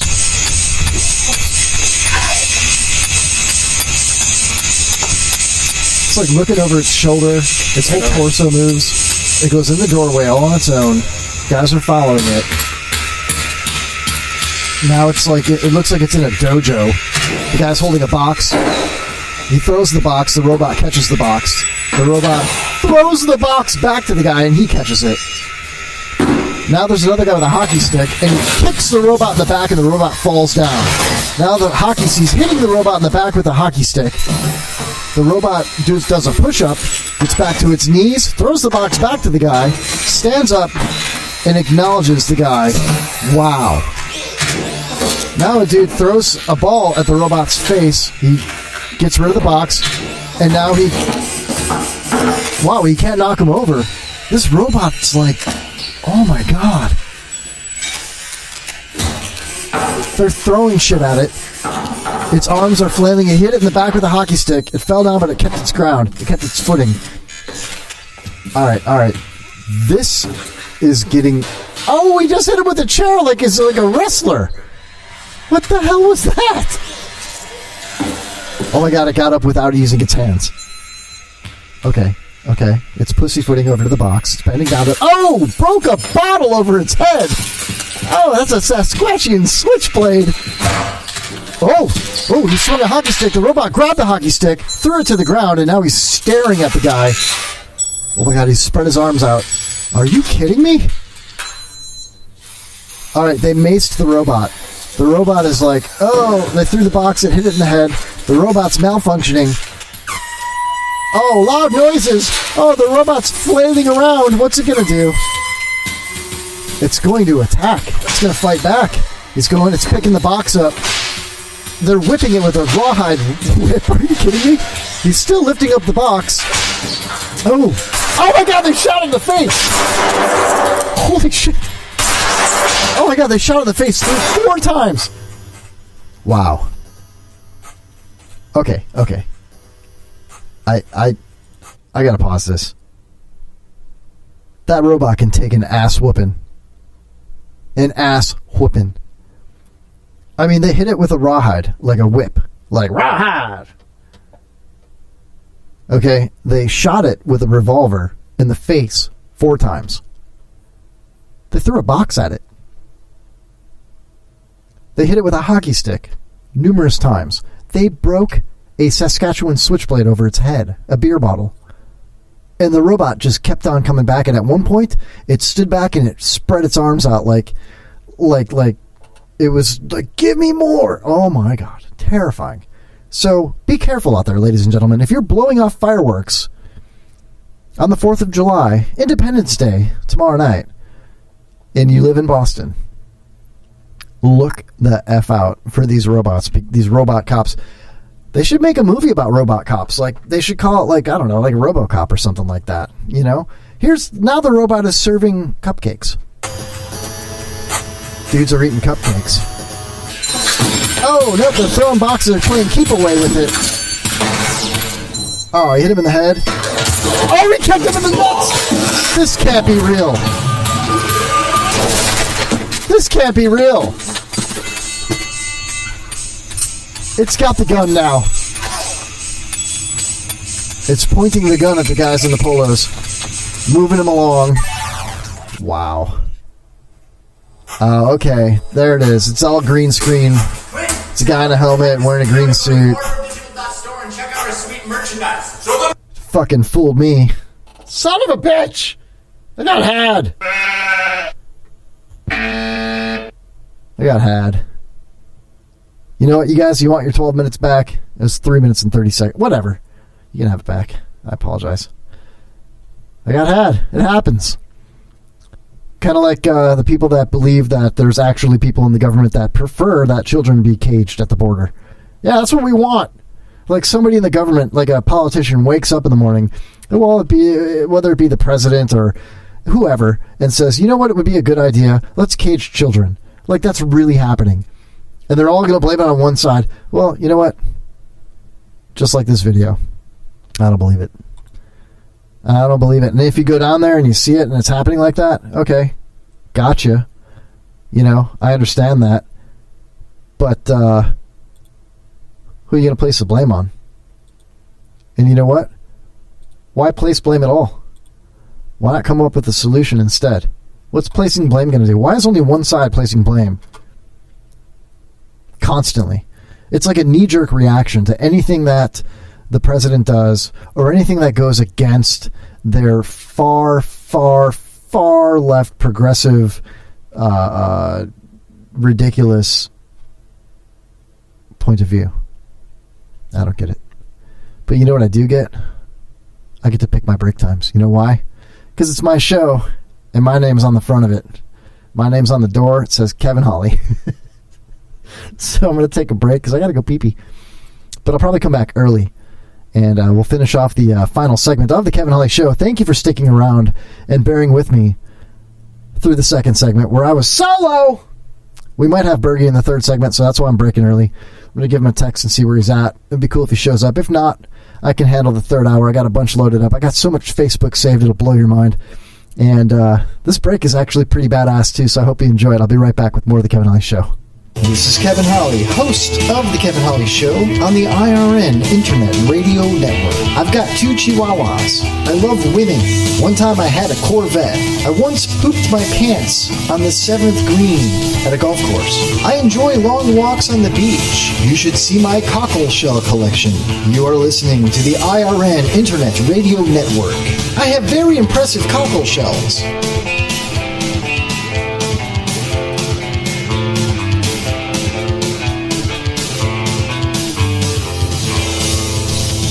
Last week, in between shows, what happened to the buzzing? It's all gone. The buzzing cleared up. We had a little hummer. I still hear the little hummer boy in my right ear. Okay, good. So you can hear him coming. All right, good. So anyway, in between shows this week, I was approached by Homeless Chuck, and he said that he wanted to be able to pick bumpers and rejoin music. Yeah. And I didn't do any of the above. And then Jay said that he wanted to be able to help pick bumper and rejoin music because I was hogging all the music. And Jay didn't do any of the above. And nobody got with me. No, what I said was it was an idea. It was a concept at that point. And now we should grow from it even further. Because it's only been 5 days, you know? Yeah, but did you say, hey, listen, this is your week? You pick out your... Do you check your text messages? Listen. Jay. No. Chuck, I'm sorry, what'd you say? Jay, he covered all bases. I was supposed to come up with a song list, so were you. I've only contributed one song because I've had my heart broken as of recently.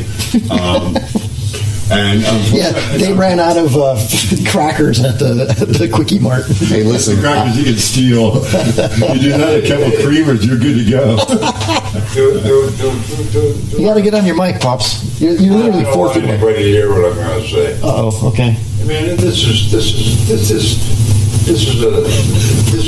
isn't for our viewer audience. This is an internal problem that we need to solve before we get on the air, for Christ's sake. Damn, Pops is calling shots, man. Now you know what. Being part of Now you know what, Dad. This is our lives, man. We're sharing our lives. We want our fans. We want our fans. We want our fans to be a part of this. We want their input. We also want maybe we want to have a fan night. Well, unless you give them something that they want to listen to, they aren't going to give you any input. Well, listen, Debbie Downer. Maybe we're leading into something where Chuck picks a day, Kevin picks a day, I pick a day. We're definitely. What Pops is trying to say is we should already have had that hammered out and not be talking about it. Exactly. He's agreeing with Kevin. I agree with him as well. I should have came up with more music. And I only came up with one because I'm heartbroken. But it's okay, Pops, because I'm taking the opportunity to rip on my co-hosts, and and that's what we do. This is motivation, and it's also teaching anybody or inspiring anybody else out there that wants to get involved in this. It's not that easy. It's really difficult to pick bumpers and rejoin music 5 days ahead of the show. I know. I'm talking about 4 personalities that ranged the span of 100 flipping years, man. Listen, we should also set the heart. You went right on with the same bullshit. Well, I mean, yeah, we didn't agree with you. I do. I agree with him. You do? I don't. I think we live our lives on the radio, man. You're talking. This is us, man. He's talking about keeping it alive and keeping it edgy. I should have came up with more than one song. That's okay, Chuck. I can put new songs on in a heartbeat because I got a library of that music. That would be a good one. Let's do Tom Petty's Heartbeat on Heartbreakers tonight. I'm going to put my own songs on my own thing and play them. So, like, when people listen, You two have no idea what's happening. I'm not putting it in your hands. I don't know if you noticed, but I run the board, 2 of the computers, both tablets and 2 phones over here. He's got his hand down his pants the whole time. Yeah, I could just like this, I could just turn Jay off. Done. Where's Jay? Anybody seen Jay? Anybody Oh, I just said one too. Yeah, I just said one. You know, Chuck dropped an S-bomb earlier, and I didn't say anything. You did I got it. I heard it. Right. Yeah, I heard it. It's down. Pops is mad. Pops is so mad. He's staring at the door. He's focused. I swear, if he had Kevin, he's about to ram you with the chair. Pops, this is what we do, you know. We're just talking about stuff. Pops, if we were getting paid, trust me, we would be 10 times more professional. This would be done to the 10th. I think we should talk about Pops' negative attitude, you know. Yeah. Has he ever been fired? No. You know what it's like to be unemployed, Pops, from the show? Fire. Someone's like, fire him. No. You're supposed to be going easy on Pops. It says it clearly on the whiteboard here. So you guys aren't listening. I think that I should turn down Jay and Chuck, and it should just be the Kevin and Pops show. Or just the Pops and Kevin show, really. You know? Something like that. I don't care. I need a cigarette. I'm ready to leave. Everybody wants to leave now, except for Chuck, because he's got nowhere to go. Your show. Damn. You guys are brutal tonight. What the hell happened? Pops can move in with you, dude. That's fine. I'm good with that. With who, Chuck? It can be you. No, it'll be you, the missus. You, Lori, Pops, and the little 17 children. Yeah. Probably add a couple of years to Pop's life. All those people catering to him? Hell yeah. And I guarantee we'd have goddamn bumper and rejoin music. Exactly. You are listening to my best friends, Jay Bird and Pops, on the Kevin Holly Show. Only reason I even tune in the first place. So tune in to listen to Jay Bird and Pops. 1 2 1 2 in the place to be. My name is MC Ice-T. And my name is DJ Evil E. And on the beatbox, the man there is none hotter. Son of Bambaataa, Prince of Charm, Africa, Islam. Oh yeah. But wait a minute, E, what's up with this girl right here? Man, she look pretty down, man. Oh, I think baby, that's what I want. baby. That's what I want. Sex in the morning, Sex at night, sex in the afternoon's alright. Ain't a man on earth that can stay alive without a sex drive. Sex.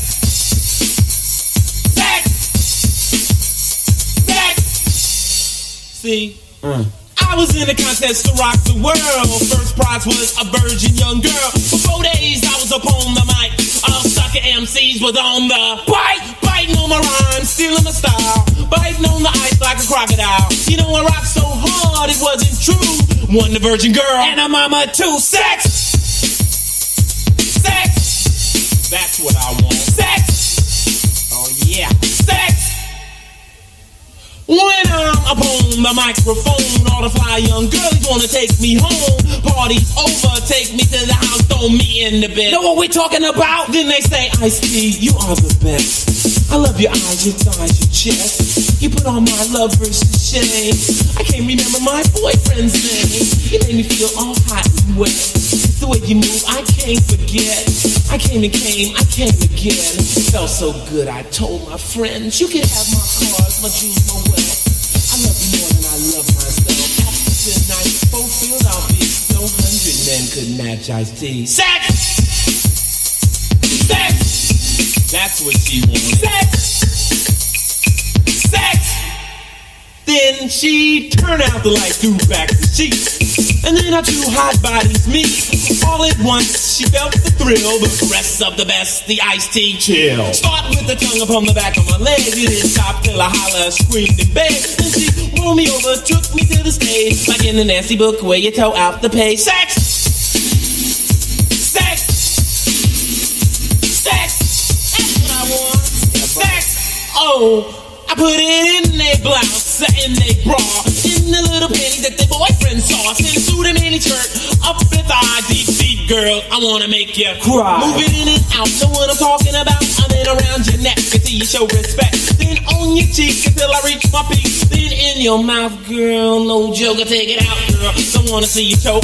I run it down your back, might cause a heart attack. I put it in your butt until I get enough. And then I take it out and put it in my pants. Cause I fuck with the beat, the only way to dance. Sex! Sex! Sex! Sex!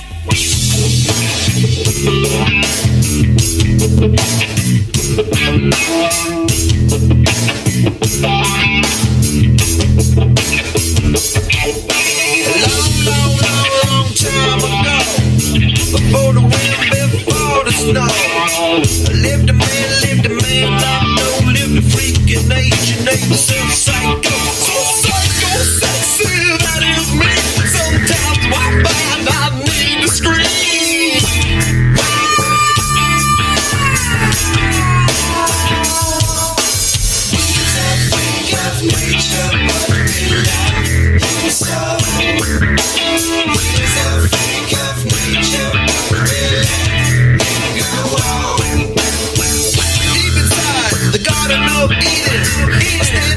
With my heart on bleeding, there's a devil in my deep, and some demons in my semen. A good God knows that will be treason. Believe me, Eve, she gave good reason, booty. Looking too good not to be squeezing. Queen, dreamy beaver, hotter than a fever. Allow me give her 'cause she's the receiver. I won't and I don't hang up until I please her. I'm making her feel like an overachiever. I'll take it away for a minute just to tease her. Then I give it back a little bit deeper, deeper. The man that I met one time. He the man that left me blind. He the man, he the man, he the man. Yeah.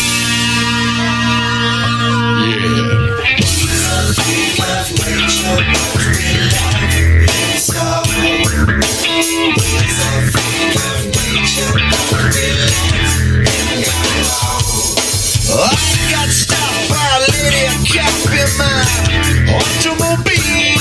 She said, get out and spread your legs, and then she tried to cop a feel. That cop she was all dressed in blue. Was she pretty? Boy, I'm telling you, she stuck my butt with a big black stick. I said, what's up?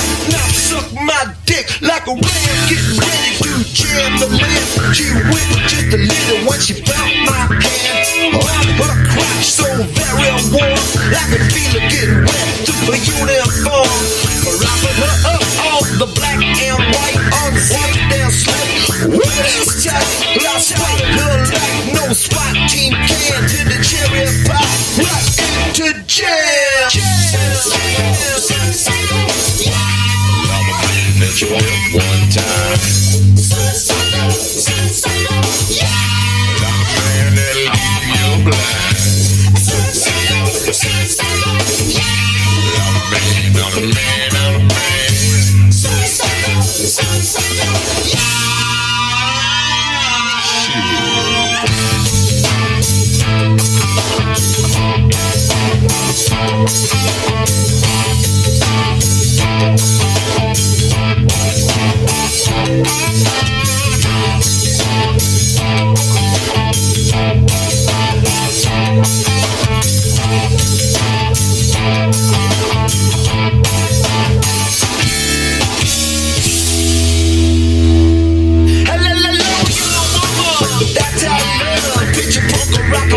That I'm thinking of home and naked. If you will, in your arms and your legs and your pussy, I kill with you. To kiss with you. I do miss you. I love you.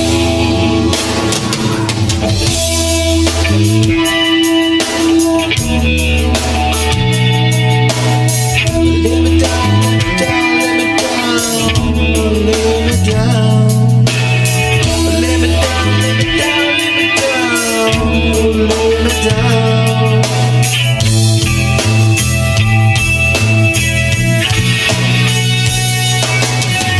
descending waves of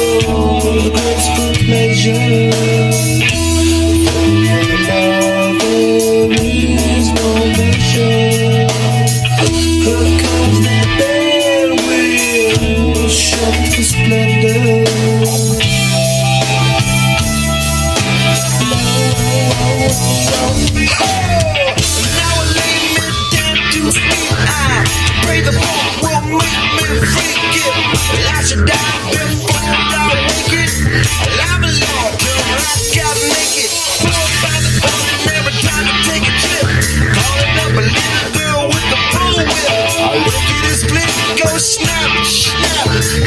Getting up on my lap, the tallest drink, the sweetest sap. Blow my ass right off the map. And it's nice out here. I think I'll stay for a while.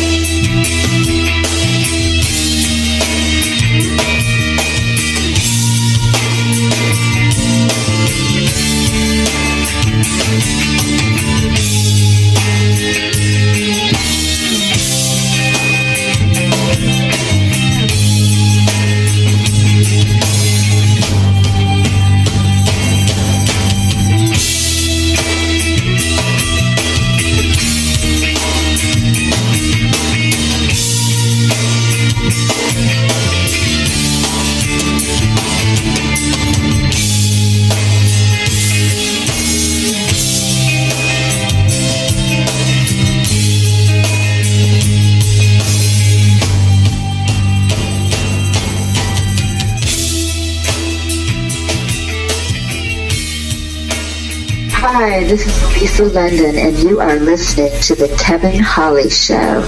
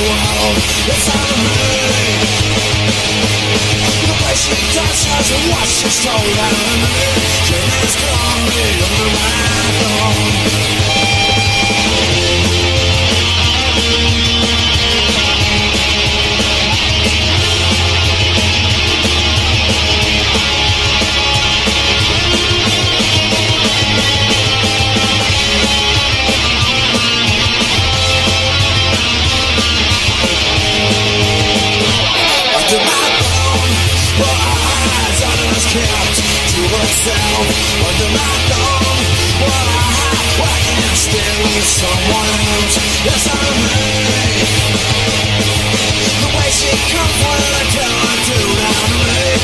that's gonna feel my home.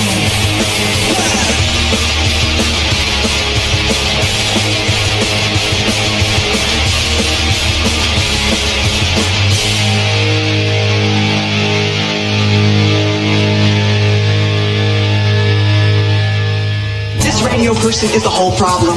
Are we going to allow this guy to be heard by anyone who can turn a dial? Got a pirate radio station. Nobody knows who he is. You out there? You listening?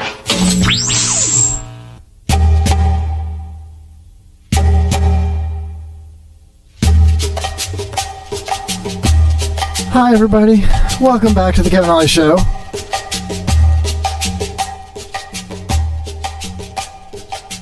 Oh, wow.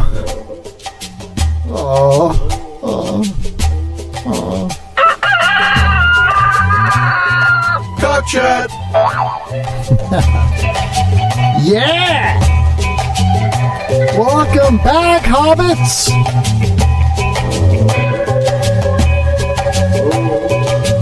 Oh, yeah. Oh, I just love that Beastie Boys little riff.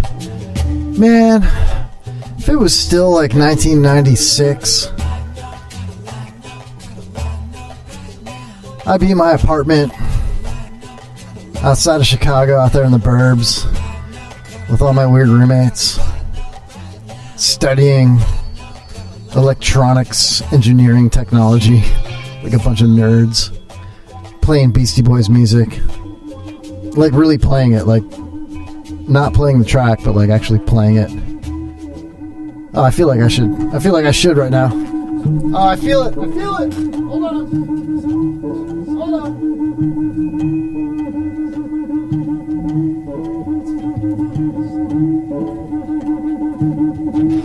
It's what I do, because I love you all so much. And you know what? It's like no holds barred, like Hulk Hogan style, you know? Just want to play the bongos along with it.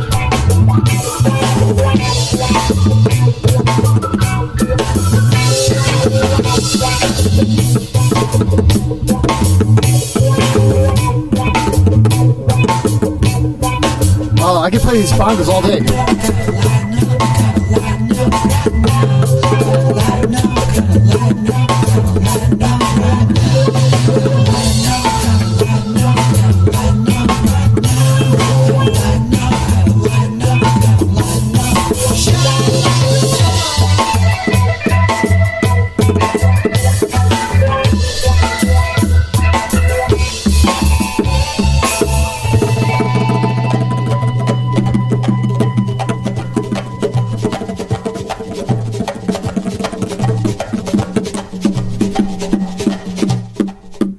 That's me.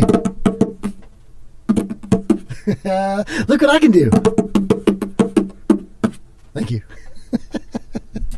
Hey, thank you very much. I amuse myself because I'm alone in my studio right now playing the frickin' bongos, man. What? I'm nude playing the bongos like Matthew McConaughey right now. Thank you. I don't know what's up with the feed. What's going on over here? Hold on a second. What the hell is this? The Wilburfum. They kicked me off or something, man? I don't know what's going on with the Wilburfum. Having a hard time connecting. I'll spare them the bongo music. Look what I can do. Thank you. I got those bongos for a gift from my godfather. Uh-oh. Oh, neighbor's dog got loose. Poor old lady. Speaking of that, it's a lot of crazy shit like that. Like, I just got a pit bull. I know it's weird, but I just got a message from my 14-year-old beautiful daughter. Love you, Dada. See you soon. Can you take me to an open mic sometime soon? Are you kidding me? I'm going to read that again. I just now got a text message from my daughter. I love you, Dada. See you soon. Can you take me to an open mic sometime soon? Wow. Is that what I should be doing? Should I pack it up? Like my brother said? Like Not Filbert said? Just pack it up, dude. You had a good run. It's time to move on. Well, if I'm going to move on in the entertainment industry, are open mics my next thing? Do people want to hear my Geppetto Pinocchio bit? Should I tell jokes? Ah, man. That is so cool. It really is. Thank you, Nitwit. Wow. I'm kind of at a loss for words right now. I'm not really. I'll never be at a loss for words, but wow. My daughter wants me to take her to an open mic. I suggest Pokies, but oh man, I don't know. It might be a little too adult for her. There's a place in Port Richey over here that's a little bit more faith-based, and it's more of a coffee type environment, and children are welcome to perform there. So maybe that would be like an entry-level place to take her as she progresses in age and gets a little older. I can't take a 14-year-old to Pokies or the Iberian. I can't do it. I don't even think it's allowed. But man, you know what? That's something that we need to talk about right there. Are there places that you can bring your children to bring them up in the environment that that a guy like me is familiar with and adores? There's got to be an open mic somewhere that I can take a 14-year-old daughter with to. There's got to be somewhere. Any suggestions? Hit me up. Facebook.com/The Kevin Ollie Show. I got to do this. I got to take her. You ask, you shall receive. I'm going to text her back right now, live in the air. Here we go. I'm going to tell her, here we go. I will find one suitable for you. That's my thought process. Y'all are welcome. I will find one suitable for you. That's like, that reminds me of, I think it was Johnny Carson and, what's that dude's name?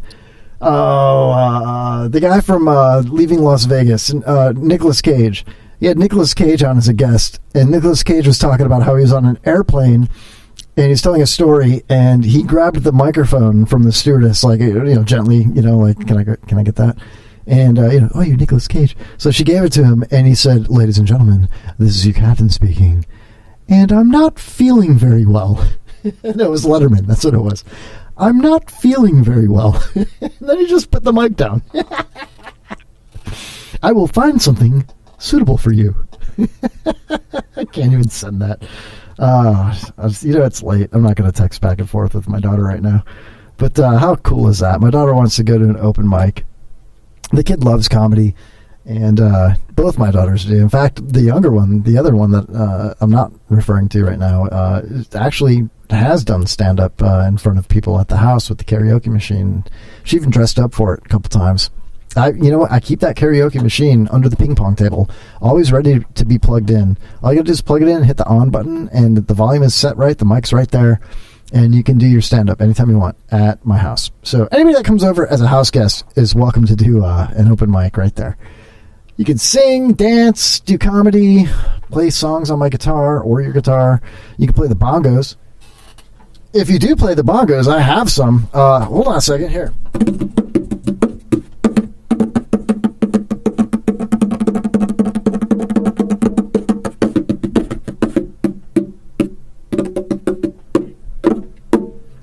Thank you.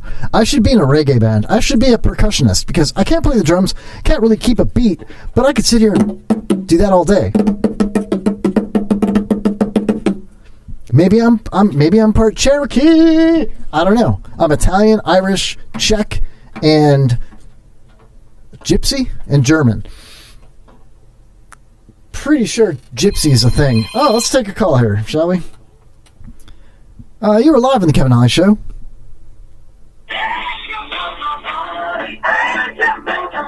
Oh, fuck. I think I just got rotted.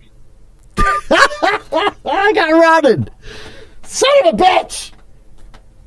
You never know what's going to happen on the Kevin Ollie Show, and I just got rotted, and so did you. I'm eating a double cheeseburger. You're eating a double cheeseburger? I'm eating a double cheeseburger right now. I got rotted. If you want my body, the thrill of victory, and the agony of defeat. Oh, man. I'm pretty sure that Chad Kroger listens to the show. He's Canadian from Canada. Speaking of Canada, these nuts fit in your mouth, Chad. Woo! Thank you. Cool story, bro. Fuck me. Oh, man. Anyway, I've got a joke that I think I'm going to tell. Now, it's not my joke. It's not an original. I have no idea who to give credit to for this joke, but it's one of my favorite jokes. I don't think I've told it on the air. Oh, for fuck's sake. Hold on. You're live on the Kevin Holly Show. Never made it as a wise man. I couldn't cut it as a boring evening. That little like a blind man. That without a sense of feeling. All right, I've been rotted and I got Krogered. What's next? Fucking Harvey Weinstein? Am I gonna get Holly Weinstein next? Am I gonna get Holly Weinstein next? Yeah. Okay, caller. I challenge you. Holly Weinstein me. You ain't got nothing. You ain't got Holly Weinstein nobody. Fuck. That was pretty good though. Timing. It's all about the timing. Location. And so I got this joke that I've been telling. It's been passed around. It was told to me. I've told it. It's not the aristocrats. Don't get all changing the channel on me and stuff. This is like, it's a good one. Nah, you know what? Fuck it. I'm not going to tell anybody. Screw it. I'll tell Chad Kroger. I've already told him. Chad and I are tight. So there's this guy that I know. His name's Jeff, right? And Jeff's got like really bad headaches. And when I say really bad headaches, it's not like your typical migraine that you could just take some, dollar store back and body relief, aspirin, acetaminophen, caffeine tablets for.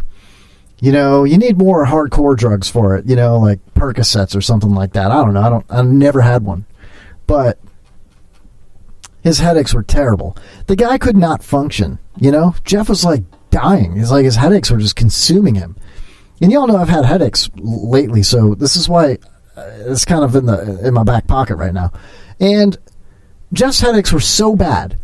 Like, the way he described them, worse than anything you could imagine, as far as like bodily pain goes. You can't sleep, you can't eat, everything hurts. You try to find relief by going to the bathroom or taking a hot shower or drawing a hot bath, a bubble bath, and nothing helped Jeff. Nothing. So he went to the doctor. The doctor performed all these tests on Jeff.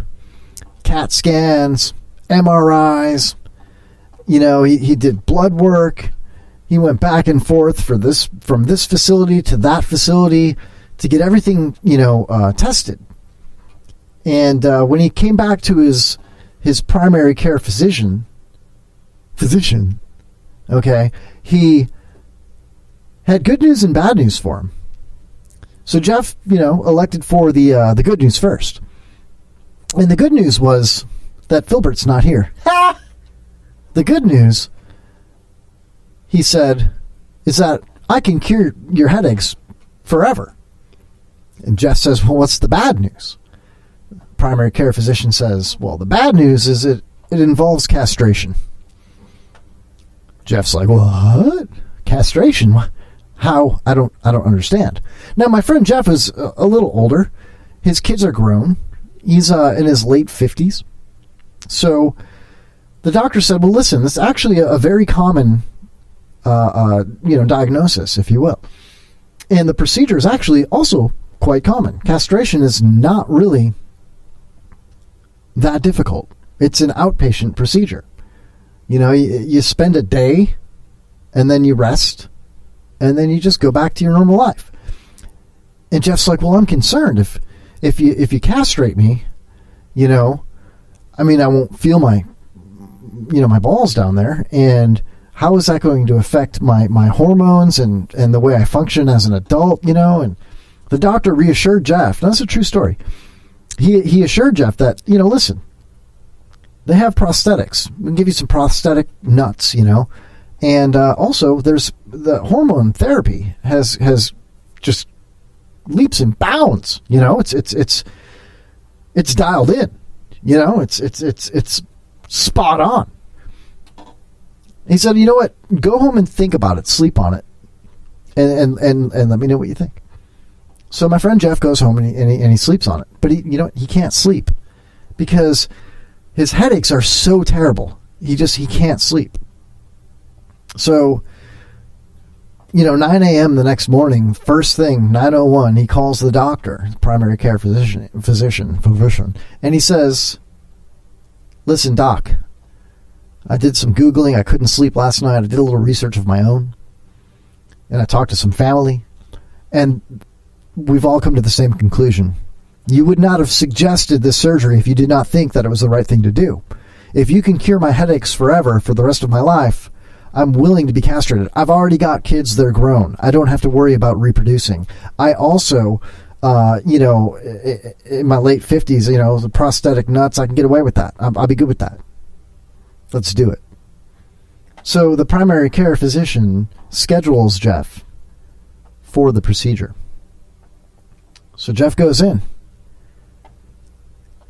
Jeff gets sedated, and they castrated him. They legit castrated my friend Jeff. No balls on Jeff. Balls are gone.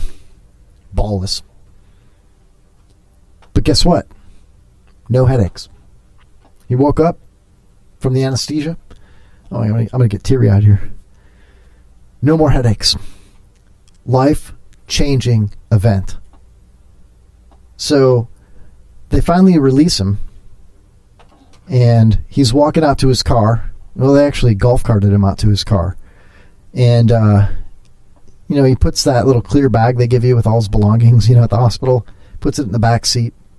And he's looking at his clothes in that bag, and he's, still got like pajamas on, and he's looking at his clothes and he's like, man, I'm starting new. I'm starting a new life, And I don't want to put those clothes back on.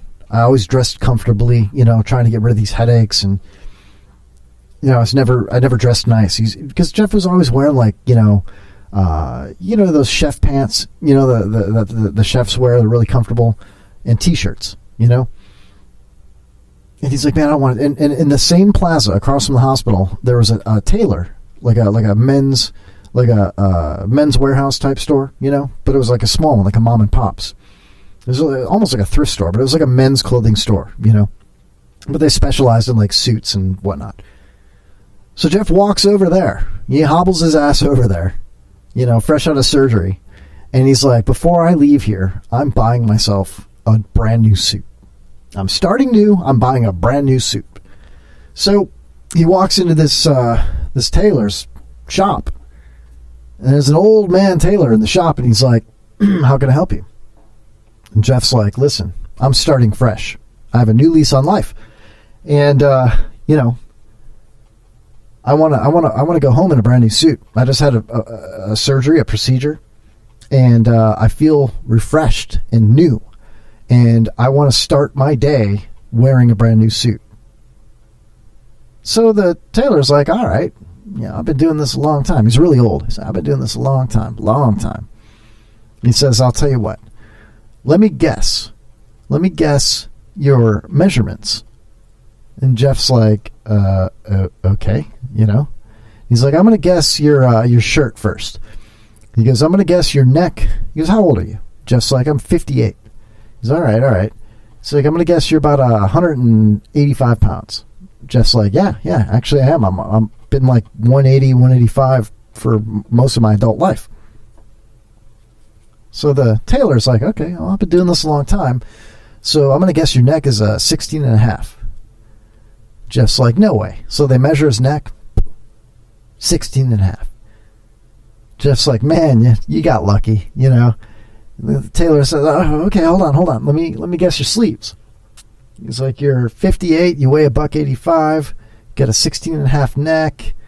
He's like, you're probably, what are you, about 6 foot tall? Yeah, my friend Jeff's actually 6'1". He's like, yeah, I'm actually 6'1". He's all right, you're 6'1", $185, 16.5 neck. I'm going to guess your sleeves are 35s. Jeff's like, get out of here, man. You're just guessing medium, large, whatever. Taylor measures his arms, and sure enough, boom, right on the money, 35 inches. Jeff's like, okay, whatever. He's rattling off like, I like that jacket, I like those pants, I want to get everything. I want the tie, I want a belt, I want the shoes, I want socks. He wants everything, So the tailor's like, all right, well, slow down. Let me. I want to continue. Let's play. Let's do this. You got a new lease on life. Let's have a little fun. He's like, let me guess your length on your pants. Jeff's like, all right. So the old man Taylor looks him up and down. He says, all right, you're 6'1", 185 pounds. You got a 16.5 neck. You got a 35 sleeve. I'm gonna guess the length of your pants is 34 inches. Jeff's like, wow. You know what? He's starting to think like, you're good, man. You're good, And the old man Taylor is like, I've been doing this a long time. I just know what I'm doing. So they measure his legs, and sure enough, 34 exactly. Right? So Jeff's like, all right. It still brings a tear to my eye because no more headaches. This guy. And he's all happy. He's getting all fitted, So the old man Taylor's like, all right, I'm going to guess one more thing. I'm going to guess your waistline. That's the last one. That's the big one right there, because it could be different, if you're in shape, out of shape, Jeff's like, all right, what do you think my waistline is? And the old man Taylor sizes him up one last time, and he's like, all right, well, listen, you're 6'1", $185. You got a 16.5 inch neck, 35 inch sleeves, 34 inch length. I'm going to guess your waist is also a 34. You're 34 in the pants. And Jeff's like, nope, finally got you. Wrong. Finally got you. Wrong. The old man Taylor's like, what do you mean wrong? He's like, I know you're 34. Let's measure you. And Jeff's like, well, hold on a second. Before you measure me, let me tell you something. I've been a 32-inch waist since high school. I eat right. I take care of my body. I exercise. I walk. I go for walks. I've been a 32 since high school. The old man's like baffled, puzzled. He says, wait a minute. You're 58 years old, man. How have you maintained a 32-inch waistline since high school? My friend Jeff's like, I'm telling you, I exercise and I eat right. I've always had a 32-inch waist. And the tailor's baffled still. He's like, well, wait a minute. You're 58 years old. You're 6'1". You're $185. You got a 16.5 inch neck. You got 35 inch sleeves. You got 34 length pants. You're 185 pounds. There's no way you're a 32. You got to be at least a 34. Anything smaller and tighter than a 32s is gonna be too tight on your balls and push them up against your spinal cord and cause you terrible headaches.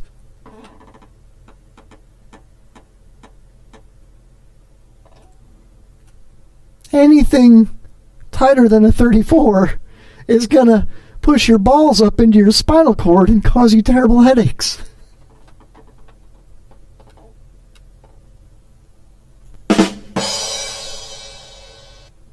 Thank you. Thank you. So the moral of the story, I don't even know. There's no moral. I don't fucking know. I have no idea what's going on in this studio, except for a couple things. And one of them is WPR-FM. Oh, shit. Wait, before I do it, got another call on the Kevin Holly Show. Kevin Holly Show, you're live. Anybody have an instant on Thursday night? Playing Tuesday Battleship with Dick Wicks because he went to shit. Anybody have an instant on Thursday night? Playing Tuesday Battleship with Dick Wicks that he eats the shit. Anybody have an instant on Thursday night? Playing. Hey, Kev. What's up, Kirk? That's badass, dude. What you doing, man? I just sitting here telling jokes for no reason. Yeah, that was long. It's a long way to go for crickets. Yeah, that's what I do. I mean, I smiled. Alexandra's in the chat room saying, "Okay, so I don't think she got the joke." The guy had headaches, and it wasn't because of he had to be castrated. It was because his underwear was too tight, and yeah, it's always funnier when I explain it. Maybe I didn't tell it right. I don't know. Okay, I agree. You guys are dicks. You got big plans? You got big plans for tomorrow? Oh, I've always got big plans, man. Yeah, I'm gonna wake up late, play some Xbox, smoke some marijuana. No, I'm just kidding, dude. I don't do any of those things. No, that sounds like my morning. No, man, I'm going to hopefully sleep past 7 a.m. if I'm lucky, and then tend to the house duties, if you will. Mostly my pit bull's poop piles out by the pool, and then after that, I'm going over to my fabulously, beautifully loving girlfriend's house for a celebration of Independence Day. Yeah, Very good. Yeah. Very good. What are you doing, man? You sleeping in, smoking pot, playing Xbox? Well, I don't play video games. I'm old, so. But other than that, we're just gonna have a few burgers and stuff. It's not a big deal. Okay. All the kids are gone. They're all grown up. Yeah, they're all out of the house. It's just me and Heather. You're like empty nesters, man. I mean, you should spice it up a little bit. Maybe, play with some fireworks. Throw cut the sticks off of some bottle rockets and go out in the middle of the street and just let it rip. You think? I don't know, man. I'm trying to eat up another 13 minutes, dude. I know. That's why I called. You made me snort, dude. Hey, listen. So, not only did Filbert stiff you, but Berkey stiffed you too. And Mosh. But Mosh had good reason. You know what? Yeah. Berkey had good reason as well. My brother, though? What a piece of shit. I'm gonna firebomb his house tomorrow and make it seem like an accident. Oops. Mortar gone wrong. Hey. Just don't leave the replay of this up because,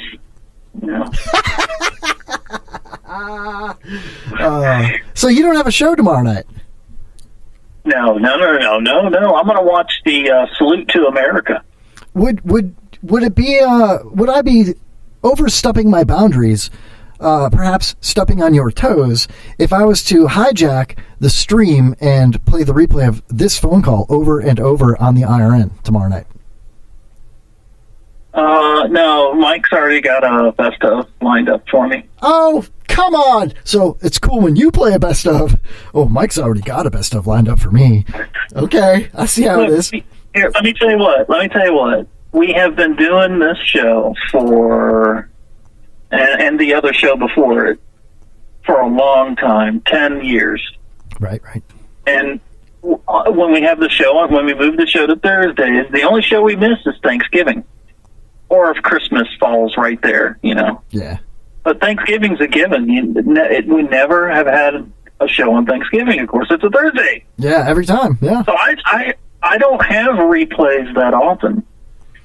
Okay, rub it in. Yeah. Salt my wounds. It's cool. You, on the other hand, are guaranteed to have a replay next week. You know what's messed up, dude, is you're actually on a replay right now. I'm not even here. That's exactly right. I did it again. We recorded this 5 days ago.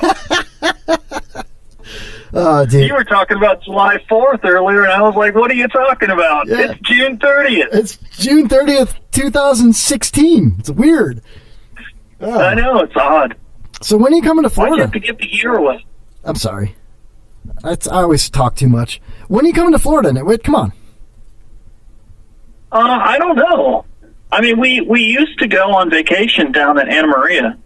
Yeah, that's where you get flesh-eating bacteria if you go there right now, so you should probably skip that. But, Newport Richie's nice this time of year. I've never been. You know, Mike Peter. I mean, I've been all over around that whole Tampa area, and then down south, Sarasota, Marco. But I've never been to Newport Richie. I hear bad things. Yeah, every Wednesday night. That's right. That's exactly right. I'll tell you. As a matter of fact, Heather was asking me the other day, you want to, go somewhere different this year? Maybe go like the Newport Richie? And I'm like, no, baby. There's a lot of Pasco there. There's a lot of Pasco here, yeah. Do not Pasco. Go straight to... dude, check this out, man. Speaking of Monopoly, I was at Goodwill, and I bought my daughter... she's really into horses. She, rides horses. She's 11, and she's really good at it, right? Very excited. Borderline crazy, weird horse girl at school, you know what I mean? And we're at Goodwill, and I found a board game called Horseopoly. It's just like Monopoly. Oh, that's awesome. Yeah. And so we started playing it on Monday night, and it's still on my kitchen table, preserved, waiting for Friday night, And, dude, instead of going to jail, you go to the pasture. Nice. All the properties are different types of horses, like different breeds, like Clydesdale and whatnot, that's like Park Place. Dude, it's pretty weird, pretty cool, though. So what I'm suggesting... If you lose... I have a question, though. Yeah. If you lose, does your playing piece turn to glue? But my other daughter is like, this is stupid. So she didn't pick one of the playing pieces that it comes with. I picked a trailer. My daughter picked a saddle. My other daughter took a gummy bear out of her she's got a little gummy bear thing. And so it's kind of like glue because it's been sitting there since Monday. But I don't know, dude. But here's my suggestion. You and Heather come down to beautiful Pasco County. You can crash at Mike Peters' house, 20 minutes away from my house, less than 20 minutes away. You can crash at my house. Probably more fun at my house because I got ping pong, And I promise my pit bull won't eat anybody. And then we'll play Horseopoly. Come to the studio at the Dump Tower. And you guys can get your medical marijuana while you're here. You do know that I carry a weapon everywhere I go, right? Yeah, so do I. Everybody does, yeah. It's Pasco County, dude. All right. Yeah. Some people carry multiple. I don't go anywhere. I don't go anywhere without it. Yeah, I mean, you don't have to shoot anybody. Unless you feel... No, that's not the purpose. Yeah, please don't. No, Yeah.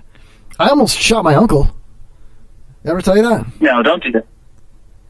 Dude, I was hanging out in the garage at this house that I used to rent on the water, and my uncle lived in the neighborhood, and he would go for walks at night. And I was watching a baseball game, and my gun up by the TV, up on the top shelf, that's where I kept it. And I was in the garage, and my dog starts barking, and I look out the side entry door of the garage, and there's somebody in my yard. And so I look at him, and I go, hey.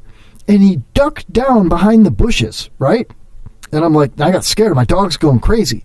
So I turned the outside light on, and I said, hey, get out of here. And he jumps out from behind the bushes and charged me, like, rah! Trying to scare me. And in one motion, Kirk, I pivoted my foot, reached up, grabbed the gun, pulled the action back, and pointed it sideways at him like a gangster. And I was like, I'm going to shoot you. Yeah.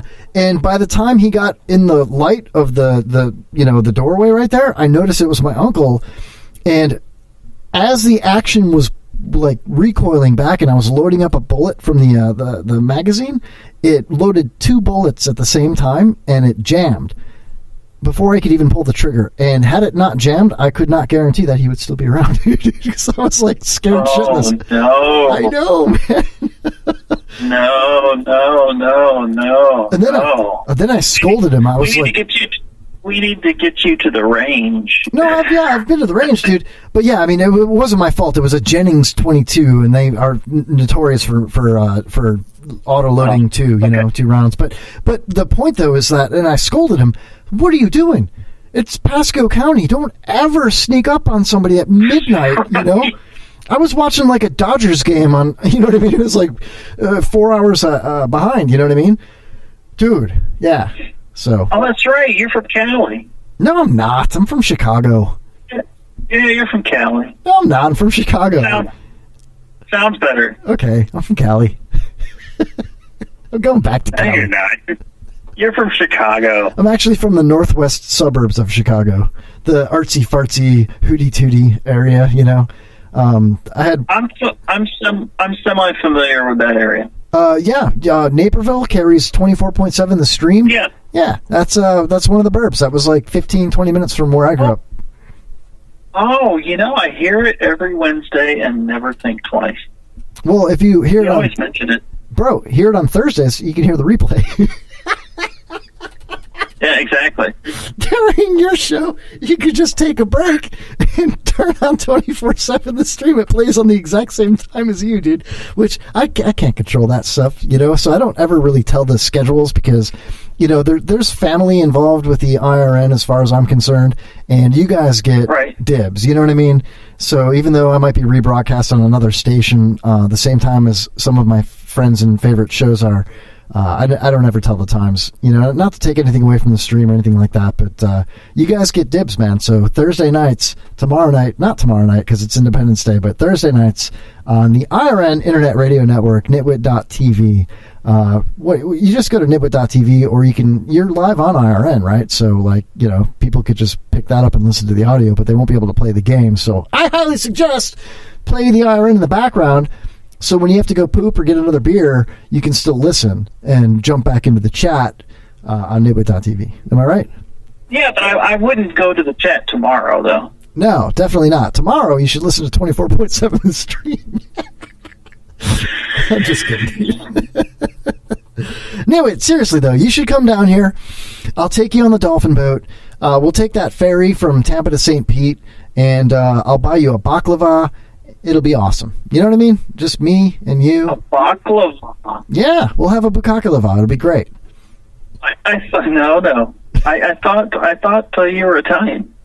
I am. I'm Italian and Irish, a little Czech, and a little Bohemian. I think that's the same thing. Gypsy and German.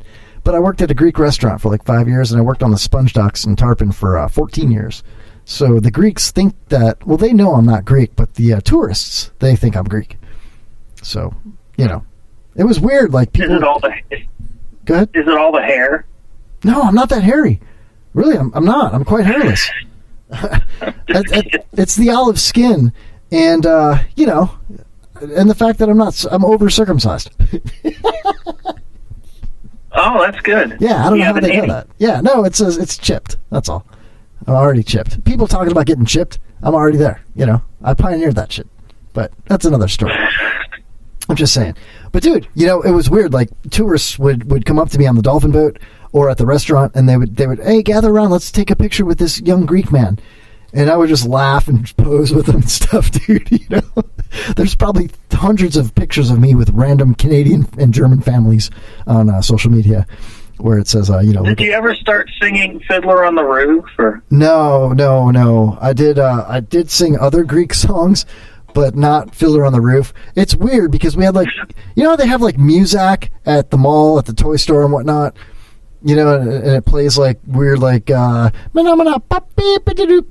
kind of stuff. Well, we had like Greek Muzak, and it was weird Greek music, and you couldn't understand what the hell they were saying because it was in Greek, But I did learn the words, but I don't know, man.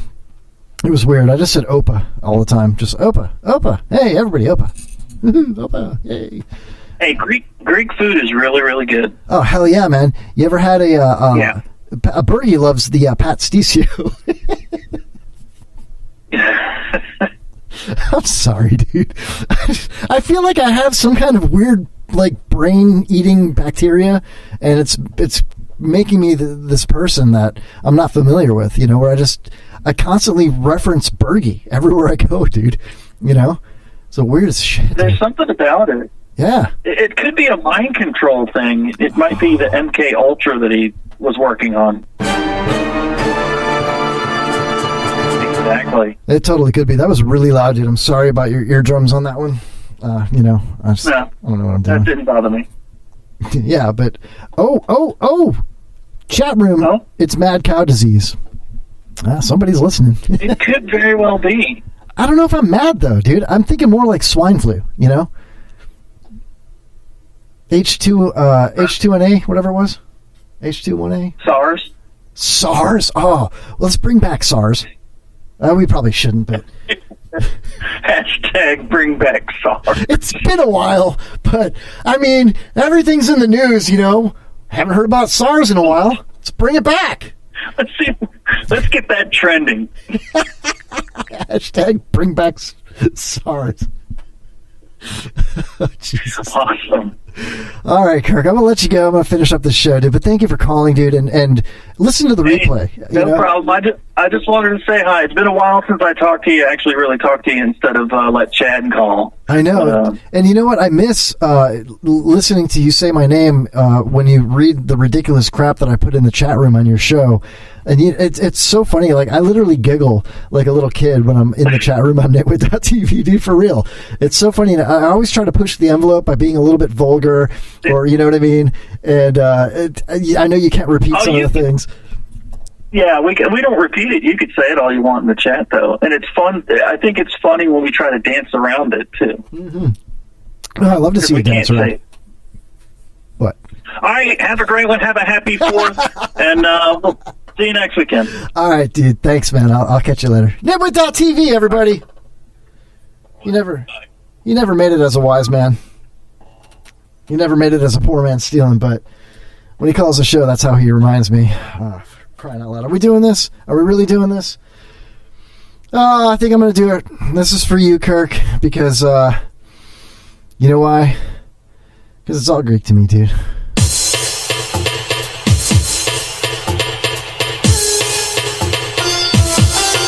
Oh, fire up that bazooki, everybody! Oh, hello! Hello, everybody! Fire up that bazooki! It's time for Baklava! Everybody say Oppa! Everybody say Oppa! Μέσα από τα ξεμπλέκα μαλλιά σου πόσο με πληγώνει η αιτιά σου λες πως αποφασίσες να φύγεις θες το παρελθόν να αποφύγεις όμως στάσου λίγο στάσου γύρνα πίσω και μην κοιτάς μπροστά σου στάσου λίγο στάσου θέλω κάτι να σου πω κι ύστερα για Wait for the hook.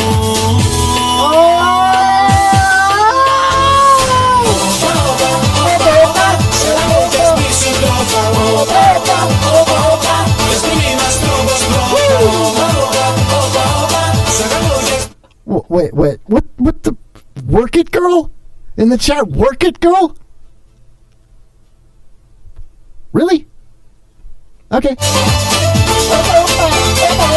Τώρα εσύ την πελάτη μου γυρίζεις να φύγεις είναι εύκολο νομίζεις δώσ' από το δρόμο πήρες πάλι πουθενά να ξέρεις δεν θα κομμάτι γι' αυτό στάσου λίγο στάσου γύρνα πίσω και μην κοιτάς μπροστά σου στάσου λίγο στάσου θέλω κάτι να σου πω κι ύστερα για σου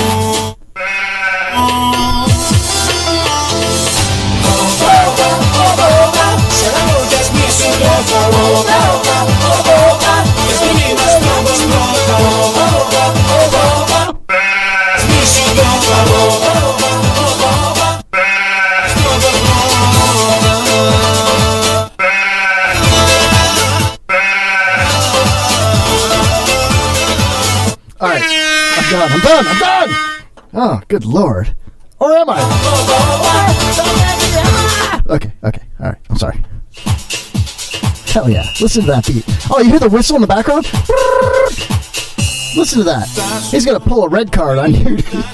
I'll pull a yellow card on you. You didn't tip me good enough, I'm pulling a yellow card.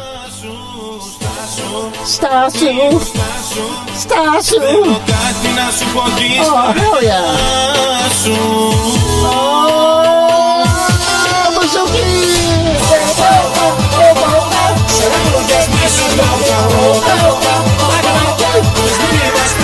Okay, all right, I'm done. Oh my God. Jeez Louise. I wrote that song. I actually played the Bazooki on that. I did. I played. I should have been playing my bongos the whole time. Thank you. Oh, good Lord. Anyway, thank you for listening to the show, everybody.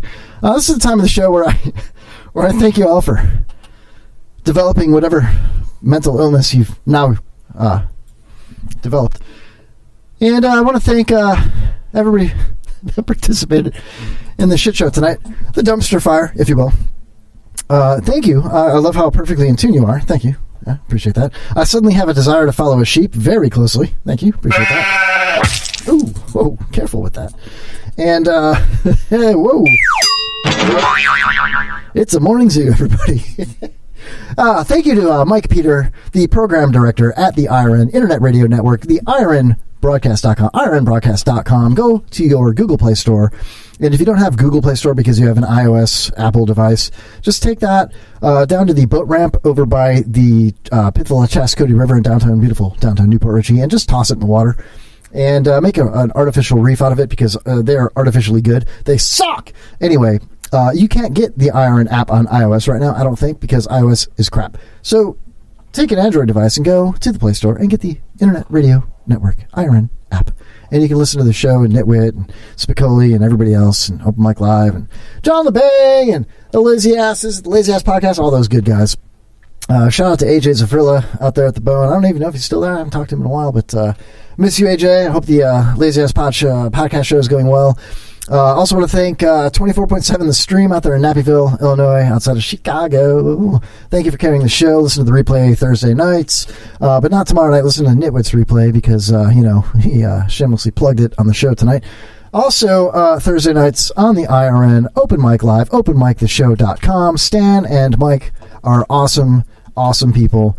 Get full harmo on the show. Listen to Mike Tyree play the harmonica without sleeves. And listen to Stan spit while he talks. It's fantastic. A great time. Friday nights, 9 o'clock Eastern Standard Time. SpicolliTV.com. My man, Spicoli, and his main man, my other man, Schmitty.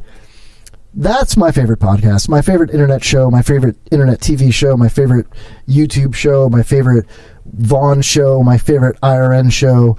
Two of my favorite people on the planet. I can't say enough good things about Spicoli and Smitty. Those guys are just badass. And if you enjoy comedy and slapstick, satire, hyperbole, silliness, just ridiculous, nonstop, exciting banter back and forth and fun games to play, definitely check out SpicolliTV.com. And next Thursday, check out the live show when Nitwit.tv comes back on the air. Check out Nitwit.tv.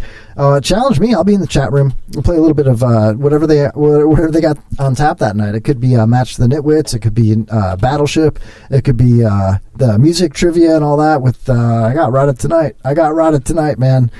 That's a good time as well. Check out Mad Control. Johnny Jones out there doing Mad Control. Search for him on Facebook. That's a fantastic show as well. And who am I missing out on? Stick around in about 2.5 minutes, less than that, for the John LeBang show coming up next on the IRN, IRNbroadcast.com. And that's a really fun show as well. Nobody does it better than John LeBang. There's a new show. What is it? The IRN Lounge. It's kind of like wasting time with Mikey. I don't know. But, enjoy your orgasm with Mike Peter, everybody. And thank you for listening to the Kevin Holly Show. Wow, we'll get Mosh in the studio maybe next week. It's been fun. It's been real. And it's always really fun. There's my outro. I found it, and I'm going to play it in a second. That's what I'm going to do for you, all you hobbits out there. WBRFM.com, the Wilburfum. Hello, Governor. Thank you guys for listening on your way to work out there in the UK. I hope you enjoyed the show. I hope you enjoyed the parodies and the music during the breaks. Check out Slingshot Robot. Check out Murder the Crow.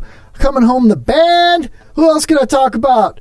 Check out my man Clark Brooks. He's doing huge things right now. Also, TNF, Tampa News Force, John Jacobs, Josh Santos, Matt Williams, Matty Bills, JoJo, and JJ. Both those guys, man, killing it on Tampa News Force. All those cool skits. Check out John Jacobs. He's kind of like the glue that keeps them all together. Anyway, thanks everybody for listening to the Kevin Holly Show. We'll catch you next Wednesday night. Bye-bye. Kevin's getting tired. It's time to end the show. He really freaking blow. It's end of the Kevin Holly Show. I'd like to thank you for listening to the Kevin Holly Show. I hope you've had as much fun as we have bringing it to you. It's really been a pleasure, and be sure and get us again next